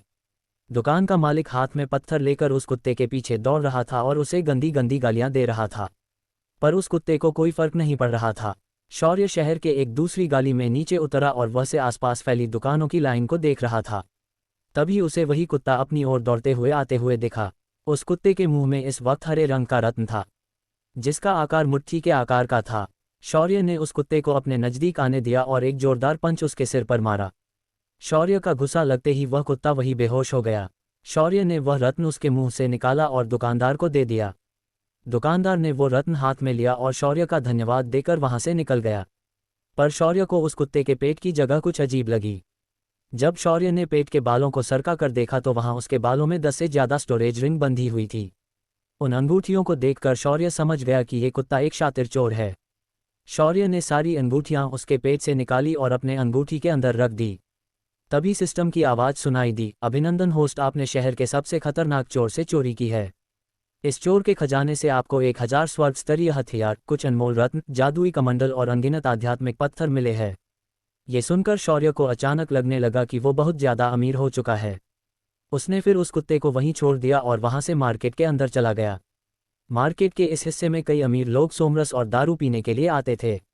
शौर्य ने यहां आते ही खुद के लिए एक प्याला सोमरस मंगाया और उसका आस्वाद लेकर पीने लगा। शौर्य इस वक्त उस होटल के एकदम कोने में बैठा हुआ था। वो जल्दी किसी के नज़रों में नहीं आना चाहता था। उसी वक्त होटल के मुख्य दरवाजे से 6 से 7 लोग अंदर से। उन्होंने अंदर आते ही सामने रखे टेबल की चीनी मिट्टी के बर्तन धक्का देकर गिरा दिए। उन्होंने वहां शराब पी रहे लोगों को मारना शुरू किया और फिर उस होटल के कोने में पहुंच गए। उन्होंने शौर्य को वहां देखा जो शांति से अपने काम से काम रख रहा था। पर कहते हैं ना, जो जितना शांत होता है उसे ही लोग सबसे ज्यादा परेशान करने के लिए चले आते हैं। ये लड़का कोई और नहीं, पड़ोस के राजधानी शहर के चानू वंश का राजकुमार वीरेंद्र था। वीरेंद्र स्वभाव से बेहद शंकरी और घमंडी था। उसे कमजोर लोगों पर अपनी ताकत आजमाने का बहुत शौक था। ऊपर से उसके पिता जो इस राज्य के राजा थे वो रिश्ते में गागी के भांजे थे, जिस वजह से इस राजा को तो सम्राट भी छेड़ने की हिम्मत नहीं कर सकता था। इसी कारण राजा का ये परिवार अधिक से अधिक घमंडी और अहंकारी बनता गया था। राजा खुद एक अधिपति सम्राट स्तर का साधक था और उसका बेटा वीरेंद्र सिर्फ सम्राट स्तर का साधक था। वीरेंद्र की हिम्मत तो इतनी ज्यादा बढ़ गई थी कि अगर उसे कोई खूबसूरत लड़की दिखे तो वो सीधा उसे उसके घर में घुसकर उठा ले जाता था। उस लड़की या महिला का परिवार उसके सामने कुछ भी नहीं कर पाता था। वीरेंद्र की इस प्रसिद्धि से अनजान शौर्य चुपचाप अपना सोमरस खत्म कर रहा था। मगर वीरेंद्र का एक चमचा उसके पास गया और उसने हाथ मारकर शौर्य के हाथ से प्याला गिराने की कोशिश की, मगर शौर्य फुर्ती से अपना हाथ हटा लिया और अपने प्याले को बचा लिया। उस चमचे को शौर्य की ये हरकत बिल्कुल भी पसंद नहीं आई और उसने शौर्य को मारने के लिए गुस्सा उठा लिया। पर उसका गुस्सा शौर्य के पास पहुंचता उसके पहले ही शौर्य वहां से हट गया और उसने उस आदमी को एक उल्टे हाथ से झपड़व दिया। अपने आदमी को ऐसे मार खाते हुए देखकर वीरेंद्र को बहुत गुस्सा आया और वो शौर्य पर हमला करने के लिए अपनी तलवार लेकर एज बढ़ गया। पर उसके शौर्य के पास पहुंचने के पहले ही शौर्य अपनी जगह से उठ गया और वीरेंद्र के अचानक सामने आया। शौर्य ने उसके सिर पर हाथ रखा और कहा, यार मैंने तो तुझे कुछ नहीं कहा था, पर तू यहाँ इस तरह बर्ताव कर रहा है जैसे ये सब कुछ तेरे बाप का हो। चलो जरा देखे तो सही कि तेरा बाप कौन है। शौर्य ने पलक झपकते ही उसकी सारी स्मृतियों को अपने दिमाग में कॉपी कर लिया और उसके सामने वीरेंद्र के सारे कुकर्म किसी मूवी की तरह चलने लगे। शौर्य ने अपने चेहरे पर दया का भाव लाया और चुचकारते हुए कहा, तूने तो बहुत ज्यादा पाप किए मेरे यार, तुझे मैं जीवित नहीं रख सकता, तुझे मरना होगा। इतना कहकर शौर्य ने हाथ में पकड़ा वीरेंद्र का सिर किसी तरबूज की तरह फोड़ दिया। अगले ही पल शौर्य के सामने वीरेंद्र की सिर कटी लाश गिर गई।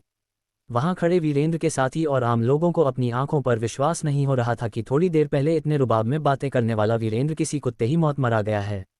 शौर्य ने उसके बाद एक नज़र वीरेंद्र के साथियों पर डाली और कहा, लेकर जाओ इसे और इसका अंतिम संस्कार कर देना। अगर इसका बाप पूछे कि इसे किसने मारा है तो उसे बता देना कि मेरा नाम है शौर्य अग्निहोत्री, अग्निहोत्री परिवार का आखिरी वारिस। जाकर कह देना अपने राजा से कि इस बात का जवाब लेने के लिए वो लोग मेरे बाप के पास जा सकते हैं। इतना कहते हुए शौर्य ने अपने कमर में बंधे शैले पर बना अग्निकुल का निशान उन लोगों को दिखा दिया। राजकुमार के साथी जो पहले शौर्य को मारना चाहते थे वो पीछे हट गए और उन्होंने मरे हुए वीरेंद्र की लाश उठाए और बाहर खड़े रथ में डालकर वो लोग वहां से निकल गए। इधर शौर्य बिना पैसे दिए वाहन से बाहर आ गया और खुद से ही बोला, ये सही तरीका है अग्निकुल के दुश्मन बढ़ाने का। अब मैं आज के बाद यही करूंगा, जरा मैं भी देखूं कि कितने दिनों तक तुम अपने दुश्मनों को रोक पाओगे। ऐसा कहते हुए शौर्य वहां से दूसरी ओर निकलने लगा। चलते चलते शौर्य को लगा कि वह बोर हो गया है तो उसने अपनी बुलेट बाहर निकली और 2 उच्च आध्यात्मिक पत्थरों को गाड़ी में डाला और उस शहर के सड़क पर अपनी बाइक को फर्राटे से दौड़ाते हुए शौर्य वहां से बाहर निकल गया। उसे ऐसे जाते हुए देखने वाला हर कोई हैरान था। उन्होंने पहली बार ऐसा धातु का घोड़ा देखा था जो इतनी तेजी से दौड़ता है। पर शौर्य ने उनके आश्चर्य पर बिल्कुल ध्यान नहीं दिया और वहीं से आगे स्थित दूसरे शहर की ओर जंगल और पहाड़ियों के बीच बने रास्ते से शौर्य जाने लगा। तभी अचानक उसे अपनी बुलेट के पिछली सीट पर किसी के होने का एहसास हुआ। जब शौर्य ने पीछे मुड़कर देखा तो वो हैरान हो गया था। उसके पीछे वही कुत्ता आराम से बैठा था और सवारी का आनंद ले रहा था। ये कुत्ता है कौन जो शौर्य के पीछे सिसकी हाथ धोकर पड़ा है? क्या वीरेंद्र के पिता उसकी मौत का बदला लेने के लिए शौर्य के पीछे आएगा? क्या करने वाला है शौर्य इस चिपकू कुत्ते से पीछा छुड़ाने के लिए? इन सभी सवालों के जवाब जानने के लिए बने रहिए मेरे साथ सिर्फ 311 टेढ़े शौर्य का टेढ़ा साथी। शौर्य अपनी बुलेट पर बैठकर तेजी से पदमपुरी से अशोक नगरी की ओर जा रहा था। ये वही अशोक नगरी थी जो वीरेंद्र के पिता अभ्युदय का राज्य था। शौर्य असल में वहां बड़े कांड करने के लिए जा रहा था जिससे वो अग्निकुल के अग्निहोत्री परिवार की मुसीबतों को बढ़ा सके और उन्हें कुछ देर के लिए खुद से दूर रख सके जब तक वह खुद महारथी स्तर का योद्धा नहीं बन जाता। पर शौर्य के इस प्लान में बीच में ही एक बिनु बुलाई मुसीबत उसके गले पड़ी थी। ये कोई और नहीं वही कुत्ता था। इस कुत्ते का रंग पीठ पर काला था और पेट के हिस्से पर केसरी था। वो दिखने में जर्मन शेपर्ड की तरह दिखता था पर उसका चेहरा बिल्कुल भी किसी कुत्ते की तरह नहीं था। वो किसी बिल्ले की तरह दिखता था। ऐसा लगता था कि वो किसी शेर और कुत्ते का कॉम्बिनेशन हो। शौर्य ने जब उसे अपनी गाड़ी के पिछले सीट पर देखा उसने अपनी गाड़ी को बीच जंगल में रोक दिया। शौर्य ने तुरंत उस कुत्ते को नीचे धकेल दिया और उसे बोला, तुम मेरा पीछा कब छोड़ोगे? शौर्य की बात सुनकर उस कुत्ते ने पहले तो खुद को नीचे गिरने पर संभाला और फिर जमीन पर लिखा, मेरी स्टोरेज रिंग वापस दो, मैं तुरंत यहाँ से चला जाऊंगा। शौर्य ने ये पढ़ा तो उसने इस बात को साफ झुठलाते हुए कहा, तू कुत्ता है या कोई साधक जो अपने साथ स्टोरेज रिंग रखेगा? और मैंने तो कोई स्टोरेज रिंग तेरे पास कभी देखी ही नहीं, तो मैं कहाँ से स्टोरेज रिंग लूंगा? शौर्य की बात पर कुत्ते ने गुस्से से गुर्राते हुए अपने दांत दिखाए, फिर उसने अपने पंजों से जमीन पर लिखा, बच्चे मुझे पागल मत बनाओ, मैंने तुमसे ज्यादा ऋतु देखे हैं, मेरी जितनी उम्र है उतने तुम्हारे सर पर बाल नहीं है, तो चुपचाप मेरा सामान वापस कर दो वरना मैं तुम्हें ऐसा श्राप दूंगा कि तुम जीवन भर मुझसे उसका इलाज मांगते फिरोगे। सुनकर शौर्य ने हाथ बांधे और बोला, चलो फिर देखते हैं कि तुम्हारे श्राप में कितना दम है। अगर तुम्हारा श्राप मुझ पर असर करने में कामयाब हुआ तो मैं अभी के अभी तुम्हारा सारा का सारा सामान लौटा दूंगा। शौर्य की बात सुनकर कुत्ता सोच में पड़ गया और उठकर खड़ा हुआ और शौर्य के चारों ओर घूमने लगा और गुर्राते हुए कुछ बुदबुदाने लगा और अपनी पैरों से जमीन पर घेरे बना रहा था। जैसे ही वो घेरा पूर्ण हुआ उस कुत्ते ने एक बार और शौर्य से लिखकर कहा, देखो मैं तुम्हें आखिरी मौका दे रहा हूँ, मेरा श्राप लागू होने से पहले तुम मुझसे माफी मांगो। शौर्य ने अभी भी उस कुत्ते को हल्के में लिया था और बोला, अबे ऐसी बेफालतू की बातें लिखना बंद कर और अपने धरा को एक्टिवेट कर।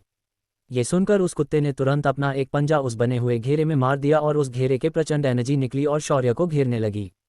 अगली ही पल शौर्य को उसके पेट में असहनीय दर्द कंप्रेशन महसूस हुआ और वह समझ गया कि इतनी देर से ये कुत्ता कौन सी सारणी बना रहा था। ये ऐसी सारणी थी जिसके अंदर फंसने पर फंसा हुआ इंसान लगभग पूरी जिंदगी उस श्राप के प्रभाव में रह सकता है। और ये श्राप कोई मामूली श्राप नहीं था, ये था पेट बिगड़ने वाला श्राप। इस श्राप से प्रभावित व्यक्ति को ऐसी लूज मोशन होती थी कि जब तक वह मर नहीं जाता तब तक उसे ये परेशान रहती थी। शौर्य का चेहरा सख्त हो गया। उसने अपना पैर उठाकर एक बार पटक दिया और पलक झपकते ही वह सारणी टूटकर बिखर गई। वह कुत्ता हैरानी से शौर्य को देखने लगा। उस कुत्ते ने भी फिर एक बार गुर्राते हुए कुछ कहा और अपना एक पंजा उठा दिया। अगले ही पल शौर्य के नीचे की जमीन दलदल में बदल गई और शौर्य उसके अंदर धंसने लगा। शौर्य ने अपने एक हाथ से एक मुद्रा बनाई और फूंक मारी और जमीन वापस नॉर्मल हो गई। पर फिर भी उस कुत्ते ने हार नहीं मानी और चिल्लाते हुए भौंकने लगा। उसके भौंकने की आवाज़ पूरे जंगल में फैल गई। अगले ही पल जंगल के अंदरूनी हिस्से में हलचल हुई और 20 से ज़्यादा काले साए अचानक उन दोनों को घेर कर खड़े हो गए। तभी एक भरी आवाज़ आई, बच्चे क्या हुआ, तेरी भेड़ें भाग गई क्या जो तू सिर्फ अपने कुत्ते के साथ इस जंगल में घूम रहा है। शौर्य ने उस आवाज़ की तरफ देखा तो पाया कि एक संत सम्राट स्तर का योद्धा और कुछ सम्राट स्तर और संत अधिपति स्तर के योद्धा काले कपड़े पहनकर उन्हें घेर कर खड़े हो गए थे। शौर्य ने उन्हें देखा और बोला, कौन हो तुम और हमसे क्या चाहते हो। शौर्य को ऐसे सवाल पूछते देखकर उन लोगों को लगा कि शौर्य उन लोगों से डर गया है, तो वो सभी लोग हंसने लगे। तभी वह कुत्ता आगे आया और उनके ऊपर भौंकने लगा। उस कुत्ते को भौंकते हुए सुनकर उन लोगों के लीडर ने अपने चेहरे पर बंधा कपड़ा हटा दिया और कुत्ते को देखकर खुद भी गुर्राने लगा। उस आदमी की शक्ल दिखने में बहुत ही ज़्यादा डरावन थी। उसका जबड़ा फटा हुआ था और उसने माथे से लेकर पूरे चेहरे पर एक खड़ा निशान था। उसकी एक आंख पूरी तरह सफ़ेद थी, जो उसे और भी ज़्यादा डरावना बना रही थी। उसकी शक्ल देखते ही कुत्ता उछलकर जंगल में भाग गया। शौर्य भी उसके जाने से हैरान था, पर उसने अपना ध्यान वापस उन लोगों पर केंद्रित किया और कहा, तुम लोग हमसे क्या चाहते हो। ऐसा करके उन लोगों का लीडर शौर्य के पीछे खड़ी बुलेट को देखते हुए बोला, ये अजीब आवाज़ करने वाला धातु का घोड़ा हमें पसंद आया, और जो तुम्हारे पास जो भी सामान और मोहरे है वो अब हमें दे दो, वरना। इतना कहकर उस आदमी ने गला काटने का इशारा किया। शौर्य समझ गया कि ये लोग जंगल के लुटेरे हैं और इनके इरादे सही नहीं है। शौर्य ने अपना हाथ गाड़ी पर रख दिया और गाड़ी गायब हो गई। उसके बाद अगले ही पल शौर्य के हाथ में चमचमाती लाल तलवार प्रकट हो गई। शौर्य जैसे ही उनके खिलाफ एक्शन लेने वाला था, उसने उन लोगों के पीछे छुपे हुए कुत्ते को देखा जो पेड़ की सतह पर कुछ लिख रहा था। मैंने सारणी बना दी है, थोड़ा पीछे हट जाओ। शौर्य ने जैसे ही ये पढ़ा, उसने तुरंत पीछे की ओर छलांग मारी और कुछ मीटर उन लुटेरों से दूर चला गया। डाकुओं को कुछ समझ आता उससे पहले ही उनके पैर जमीन से जकड़ गए और उनके पूरे शरीर में तेज करंट दौड़ने लगा। सारे डाकू ऐसे छटपटाने लगे जैसे जल बिन मछली। तभी शौर्य ने उनसे कहा, अब तुम लोग अपने पास जो सामान है वो निकालो तो मैं तुम्हें यहाँ से जाने दे सकता हूँ, वरना। ऐसा कहते हुए शौर्य ने भी गला काटने का इशारा उन लोगों को किया। लुटेरों का सरदार समझ गया कि वो इस जाल से बिल्कुल भी नहीं निकल सकता। उसने तुरंत अपनी स्टोरेज रिंग शौर्य की ओर उछाल दी। उसके साथियों ने भी तुरंत वैसा ही किया। शौर्य ने उनकी रिंग ली और अपने हाथ की अंगूठी में डाल दी। जैसे ही शौर्य उनका काम तमाम करने वाला था, वह कुत्ता आगे आया और शौर्य को रोकने लगा। फिर उसने जमीन पर लिखा, इनका अड्डा कहाँ है ये पूछो। ये पढ़कर शौर्य को कुछ समझ नहीं आया, पर वह कुत्ता एक कुटिल मुस्कान के साथ हंसने लगा। तभी शौर्य को समझ आया कि ये कुत्ता इनके अड्डे को लूटने की बात कर रहा है। शौर्य ने बिना वक्त गवाए उनके लीडर को बाहर खींचा और फिर उसके सर पर हाथ रखकर उसकी सारी स्मृतियों को अपने दिमाग में कॉपी कर लिया। शौर्य ने उसके बाद कुत्ते को देखा और बोला, हमें उनके अड्डे का ठिकाना पता चल चुका है, अब हमें इनकी कोई ज़रूरत नहीं है। ये सुनकर कुत्ते ने अपनी जुबान बाहर निकाली और उन डाकुओं को देखा, फिर उसने अपने पैर को पटक दिया। उसके ऐसा करते ही उन लोगों के पैर के नीचे एक लाल रोशनी निकली। उस रोशनी को देखकर शौर्य को भी डर लगने लगा। ये हत्यारन सारणी थी। अगले ही पल हवा से कई सारे ब्लेड्स उन डाकुओं के शरीर से आर पार हो गए। अगले ही पल वहां उन डाकुओं की लाशें फैल गई। शौर्य ने अपना हाथ आगे बढ़ाया और उस कुत्ते से अपना हाथ मिला लिया। तभी कुत्ते ने जमीन पर लिखा, अगर तुम मेरे साथी बन जाते हो तो हम जल्द ही यहाँ के सबसे अमीर लोग बन जाएंगे। हमें सिर्फ उन लोगों को लूटना है जो हम लोगों को लूटते हैं। ये सुनकर शौर्य को एक पल तो लगने लगा कि वो युद्ध का देवता नहीं है पर एक चोर है। शौर्य ने इस ख्याल को झटक दिया और फिर कुत्ते से बोला, चलो मेरे साथ, मैं तुम्हें उनके अड्डे का रास्ता दिखाता हूँ। शौर्य की बात सुनकर कुत्ता उसके पीछे पीछे चलने लगा और शौर्य उनके अड्डे की ओर आगे आगे जाने लगा। लगभग आधे घंटे के सफ़र के बाद वो दोनों एक गुफा के बाहर पहुंच गए। गुफा के बाहर उन दोनों ने देखा कि वहां कई डाकू पहरा दे रहे थे तो कुछ युद्धाभ्यास कर रहे थे। वह बाहर मैदान के बीचों बीच एक मध्यम आयु का आदमी अपने मुंह के बल लेटा हुआ था। उसकी पीठ के ऊपर एक बहुत ही कम कपड़े पहने एक खूबसूरत लड़की बैठी हुई थी। वह लड़की उसे मसाज कर रही थी। शौर्य ने यह नज़ारा देखा तो कुत्ते के आंखों पर हाथ रखा तो कुत्ते ने भी उसके आंखों पर हाथ रख दिया। उन दोनों के हिसाब से यह नज़ारा उनके लिए योग्य नहीं था, पर जब दोनों ने एक दूसरे की आंखें बंद कर दी तो दोनों को भी दिखाई देना बंद हो गया। शौर्य ने अपनी आंखों से उस कुत्ते का हाथ हटा दिया और फिर उसने सामने की जगह का अच्छे मुआयना किया। तभी वह कुत्ता लिखकर बताने लगा, मैं इन्हें सारणी में फंसाना चाहता हूं पर मेरे पास लड़ाया पत्थर नहीं है। उसकी ये रिक्वेस्ट सुनकर शौर्य ने उस कुत्ते के सामने आध्यात्मिक पत्थरों का ढेर रख दिया। उन पत्थरों को देखकर कुत्ते की आंखें चमक गई और उसने छठे स्तर की सारणी की रचना कर डाली। उस कुत्ते ने पहले चारों ओर घूमते घूमते पहले पत्थरों को फैलाया। उसके बाद उसने एक जगह पर रुककर गुर्राते हुए कुछ मंत्र बुदबुदाए। अगले ही पल सारणी सक्रिय हो गई और सारे डाकू उसके अंदर फंस गए। सभी डाकुओं को उनकी जगह पर बांध दिया गया था, साथ ही उनकी शक्तियों को भी बांध दिया गया था, जिस वजह से कोई भी अपनी जगह से हिल नहीं पा रहा था। शौर्य धीरे से उस पीठ पर बैठी लड़की के पास गया और रजाई उठाकर उसे ढक दिया। फिर शौर्य ने सभी डाकुओं के हाथ से उनकी स्टोरेज रिंग निकाल ली और फिर वह गुफा के अंदर गया। इधर वह कुत्ता भी शौर्य के पीछे ही जा रहा था और शौर्य के द्वारा जमा किए गए खजाने पर ध्यान रख रहा था। जब वो दोनों गुफा के अंदर गए तो उन्होंने देखा कि कई सारे डाकू मिलकर खजाने को अलग अलग कर रहे थे और उन्हें वहां बनी बड़ी सी तिजोरी के अंदर रख रहे थे। शौर्य की आंखें चमक गई और उसने अपने हाथ घुमा दिया तो बिना जांचे परखे सारा सामान अपने रिंग में डाल दिया। वह कुत्ता कुछ हरकत कर पाता उससे पहले ही शौर्य ने सारा खजाना निगल लिया था। कुत्ते का मुंह टेढ़ा हो गया और वह शौर्य पर भौंकने लगा। तो शौर्य ने तुरंत कहा, अबे ज्यादा भौंक मत, तुझे मैं इन सभी खजानों का आधा हिस्सा दे दूंगा, फिलहाल जमा करने पर ध्यान दे। ये सुनकर कुत्ता शांत हुआ और शौर्य के साथ खजाने और धन को लूटने लगा। कुछ ही देर में वह पूरी गुफा खाली हो गई और शौर्य गुफा से बाहर आया।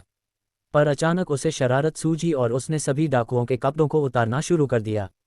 कुछ ही देर में सभी डाकू निर्वस्त्र होकर वहां खड़े हो गए, पर कुत्ता शौर्य से एक कदम आगे था।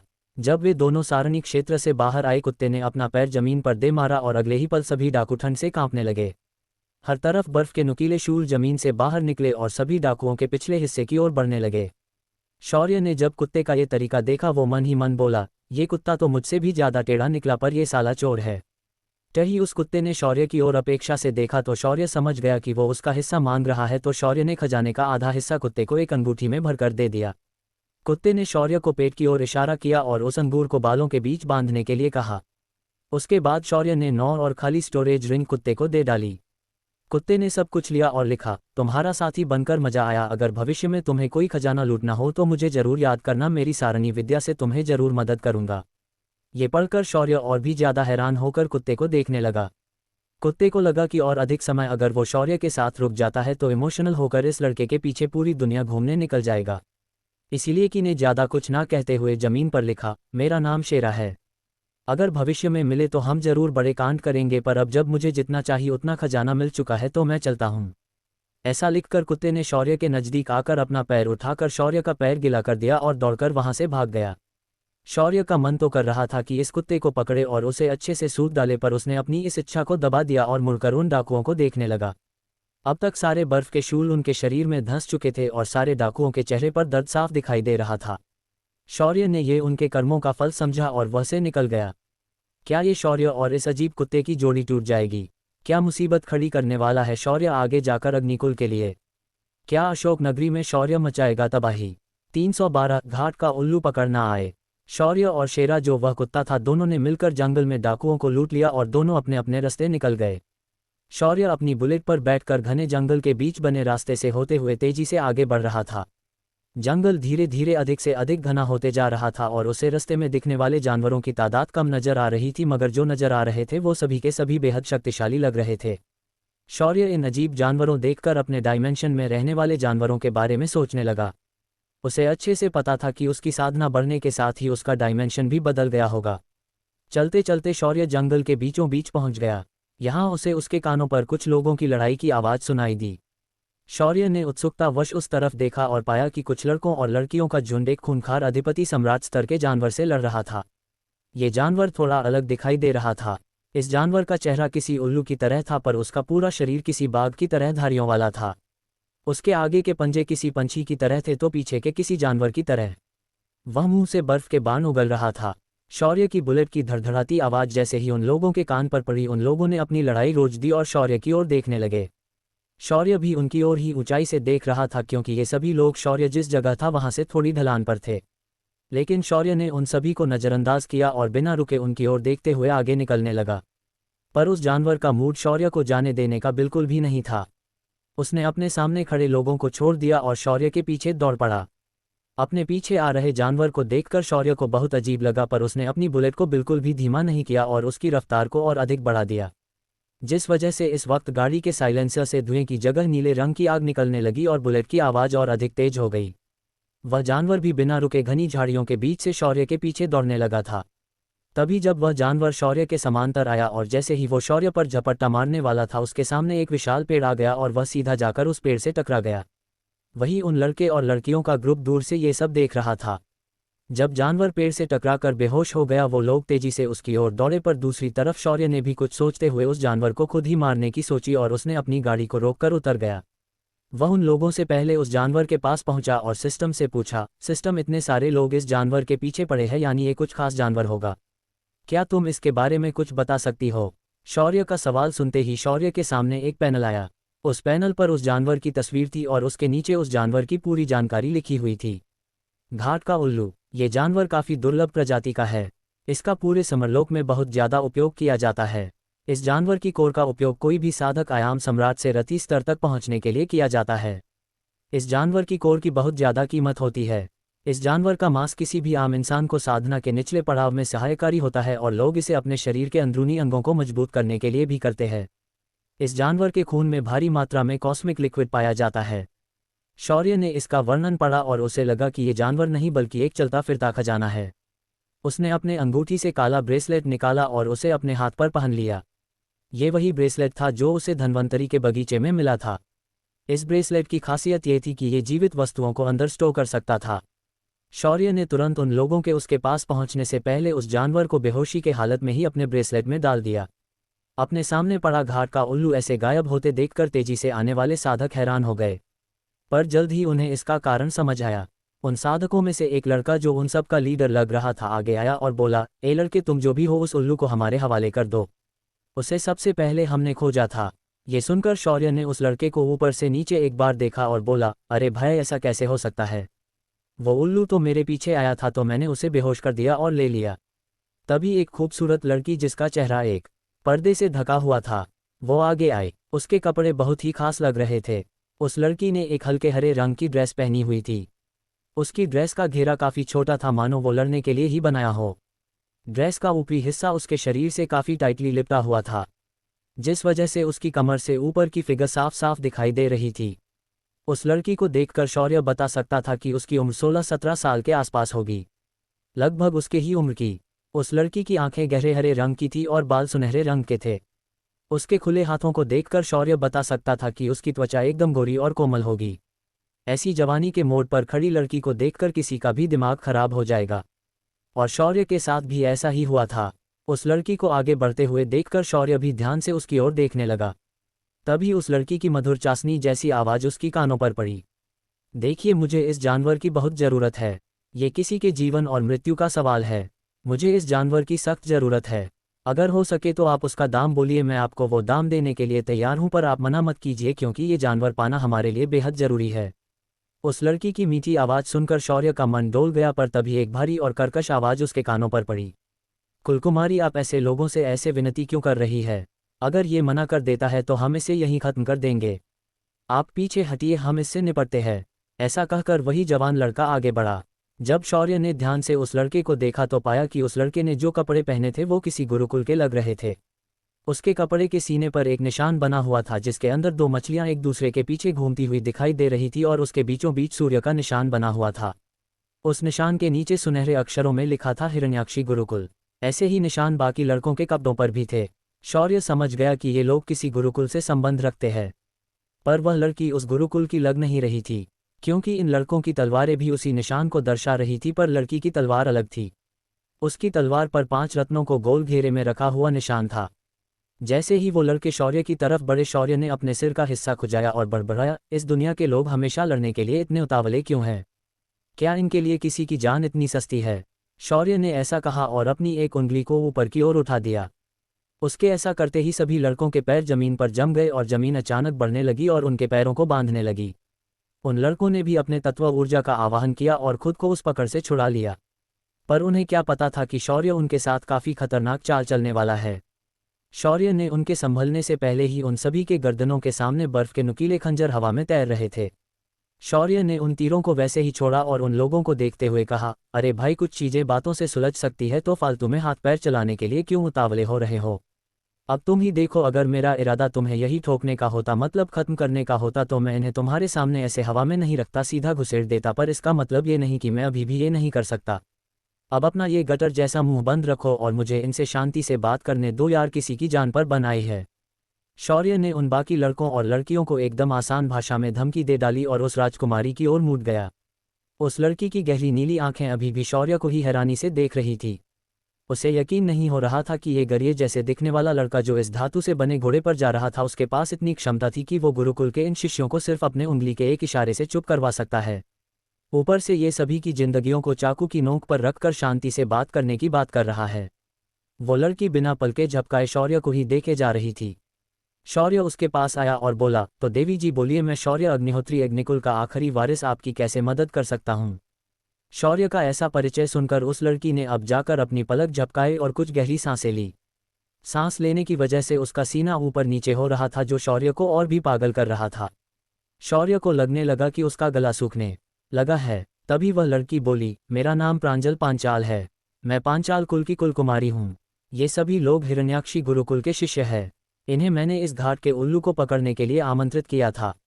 उनके ऐसे बर्ताव के लिए मैं आपसे माफ़ी मांगती हूँ, पर आप कृपया मुझे वो उल्लू दे दीजिए। मुझे मेरे दादाजी की जान बचाने के लिए इसकी बहुत ज़्यादा ज़रूरत है। उस लड़की की विनती सुनकर शौर्य सोच में पड़ गया। तभी उन गुरुकुल के शिष्यों में से वही लड़का फिर एक बार बोला, प्रांजल, आप इस लड़के से इतनी विनती क्यों कर रही है? आपके कुल का नाम ही काफ़ी है इसे डराने के लिए। बस आप हमें एक मौका दीजिए, मैं इसे अभी सबक सिखाता हूँ। उस लड़के के बार बार बीच में टोके जाने से शौर्य का दिमाग आखिर घूम गया। शौर्य को इस बात से सख्त नफरत थी कि कोई उसे हल्के में ले। शौर्य ने चुटकी बजाई और उस लड़के के सामने तैर रहा बर्फ का चाकू सीधा उसकी गर्दन की तरफ चला गया। पर तभी उस लड़के के शरीर को एक हरे रंग के कवच ने घेर लिया और वह चाकू उस कवच से जा टकराया। उस लड़के ने दांत पीसते हुए शौर्य की ओर तुरंत झपटा मार दिया। पर शौर्य अब सही में छोड़ गया था। उसने ना आव देखा ना ताव और एक जमकर जोरदार लात उस लड़के के पेट में दे मारी। वह लड़का जो शौर्य के ऊपर तलवार से हमला करना चाहता था, उसने अपनी तलवार को शौर्य की लात के आगे कर दिया। उस लड़के को उम्मीद थी कि इस हमले में शौर्य का पैर कटकर नीचे गिर जाएगा, पर ऐसा कुछ भी नहीं हुआ और उसकी तलवार बीच में से टूट गई। शौर्य की लात सीधा उस लड़के के शरीर पर लग गई। वापस एक बार अचानक वह हरे रंग का कवच उसके शरीर पर उभरा, पर यह लात शौर्य की पूरी शक्ति से भरी हुई थी। अगले ही पल वह कवच कांच की तरह टुकड़ों में बिखर गया और शौर्य की लात अब सीधा उसके पेट के बीचों बीच लग गई। शौर्य की लात का प्रभाव इतना जबरदस्त था कि वह लड़का 20 से 25 कदम पीछे जाकर गिर गया। शौर्य ने ब्रूस ली के स्टाइल में जगह पर थोड़ा उछलकर पतली बिल्ली की तरह आवाज निकाली। शौर्य ऐसा पहले भी करना चाहता था, पर उस वक्त उसकी उम्र काफ़ी ज़्यादा थी, पर अब ऐसा नहीं था। शौर्य पूरे बचपने के साथ चिल्लाया और फिर स्टाइल में उस लड़की के पास गया और बोला, वैसे देवी जी, आप काफ़ी समझदार लगती है, इसीलिए मैं आपको ये जानवर दे दूंगा, पर उसके बदले मेरी एक शर्त है। ये सुनकर उस लड़की को थोड़ा कहीं ना कहीं डर लगने लगा था। उस लड़की ने शौर्य को एक बार घूरा और नजरें झुका ली और मन ही मन विचार करने लगी, ये लड़का कहीं इसके बदले मेरा हाथ ना मांग ले। वैसे भी अशोकपुरी के सभी राजकुमार और गुरुकुलों के दिव्य पुत्र मेरे पीछे पड़े हैं, पर मुझे भी ये लड़का काफ़ी अच्छा लगा। ये ताकतवर भी है, साथ ही काफ़ी सुडौल और प्यारा भी है। अगर मैंने हाँ भी कर दिया तो कोई समस्या नहीं है। वह लड़की यही सोच रही थी, तभी शौर्य ने आगे कहा, देवी जी, मेरी शर्त एकदम आसान है। आपको बस अग्निकुल से मेरे लिए दुश्मनी लेनी होगी और उनके हर उस कारोबार को बर्बाद करना होगा जो उनसे संबंधित है। क्या आपको ये शर्त मंजूर है? शौर्य का सवाल सुनकर प्रांजल अचानक अपने दिवास्वप्न से बाहर आ गई और बोली, तो आप ये चाहते थे? क्या आप इससे ज़्यादा कुछ नहीं चाहते? शौर्य ने ना में अपनी गर्दन हिलाई और अपनी कलाई को झटक दिया। उसके ऐसा करते ही वह विशालकाय घाट का उल्लू प्रांजल के सामने था, मगर वो अब होश में आ चुका था। उस उल्लू ने जैसे ही प्रांजल और शौर्य को देखा, वो बौखला गया और उसने तेजी से प्रांजल पर झपट्टा मार दिया। प्रांजल, जो बिल्कुल भी सतर्क नहीं थी, वो उस जानवर के हमले के रेंज में आ चुकी थी, पर उस जानवर का पंजा प्रांजल तक पहुंच पाता उससे पहले ही उसका सिर धड़ाम की आवाज के साथ जमीन पर गिर गया। मैं बेवजह तुम्हें मारना नहीं चाहता था। मैंने तुम्हें पालने और तुम्हारे अंडों से बच्चे निकलने के बारे में सोचा था। तभी सिस्टम की ताने भरी आवाज आए, होस्ट वो मेल उल्लू था, फीमेल नहीं। उसी वक्त प्रांजल ने भी शौर्य की बात को सुना था। वो अचानक हंस पड़ी। शौर्य ये देखकर काफी ज्यादा शर्मा गया और उसने अपना सिर खुजाना शुरू कर दिया और बोला, वो कभी कभी मैं ऐसे थोड़ा संभ्रम में पड़ जाता हूँ। प्रांजल ने शौर्य के लाल हुए चेहरे को देखा और उसकी धड़कनें भी तोड़ तेज हो गई। शौर्य एक जवान और गबरू लड़का था। उसका चेहरा, उसका गठीला शरीर किसी भी लड़की को उसके लिए पागल कर सकता था। ऊपर से उसका शर्माता चेहरा तो लड़कियों को उसके ऊपर टूट पड़ने के लिए मजबूर कर देता। शौर्य ने उसके बाद प्रांजल की ओर ध्यान नहीं दिया और अपनी तलवार से उस उल्लू के शरीर से सारे अंग निकाल दिए। जाहिर है इस काम में सिस्टम उसकी मदद कर रही थी, वरना शौर्य ने आज तक सिर्फ टुकड़े किए हैं, अंग नहीं निकाले। प्राणी ने उस जानवर के मांस के टुकड़े खून और कोर अपने रिंग में रख दिए और बड़ा मांस का टुकड़ा शौर्य की तरफ बढ़ा दिया। पर शौर्य ने अपना हाथ आगे किया और बोला, नहीं, मैं मांसाहार नहीं करता। आप इसे अपने पास ही रखिए। बस अग्निकुल के खिलाफ अपनी कार्यवाह जल्द से जल्द शुरू कर दीजिए। और हाँ, हिरण्याक्षी गुरुकुल को भी बता देना कि अगर उनके अंदर हिम्मत है तो अग्निकुल के खिलाफ लड़कर दिखाए, वरना अपने बिलों में छुपकर बैठ जाए। प्रांजल को शौर्य के ऐसे करने के पीछे का कारण मालूम नहीं था, पर वो अपने वचन की पक्की थी। उसने उसके बाद उस घायल लड़के को बाकी लोगों से कहकर वहां से उठा लिया और जंगल के बाहरी क्षेत्र की ओर निकल गई। तभी शौर्य ने अपनी चेतना को चारों ओर फैलाया और आसपास के एरिया को जांचने लगा। कुछ ही देर में उसकी आंखें चमक उठी। ऐसा क्या मिला था शौर्य को? क्या शौर्य ने कोई और खजाना खोज निकाला है? क्या शौर्य और शेरा की मुलाकात वापस होने वाली है? इन सभी सवालों के जवाब जानने के लिए बने रहिए मेरे साथ सिर्फ। तो दोस्तों, ये थी हमारी आज की कहानी। उम्मीद है आपको सुनकर मजा आया होगा। अगर कहानी अच्छी लगी हो तो एक प्यारा सा लाइक जरूर ठोक दीजिए और कमेंट में बताइए कि आपको सबसे ज़्यादा पसंद क्या आया। अगर आप ऐसे ही और धमाकेदार एपिसोड सुनना चाहते हैं तो चैनल नॉवल बॉय डॉन को सब्सक्राइब करना मत भूलिए और बेल आइकन भी दबा देना, ताकि अगली कहानी सीधे आपके पास पहुंचे बिना किसी देरी के। मिलते हैं अगले एपिसोड में। तब तक के लिए ख्याल रखिए और कहानी सुनते रहिए। जय हिंद, धन्यवाद।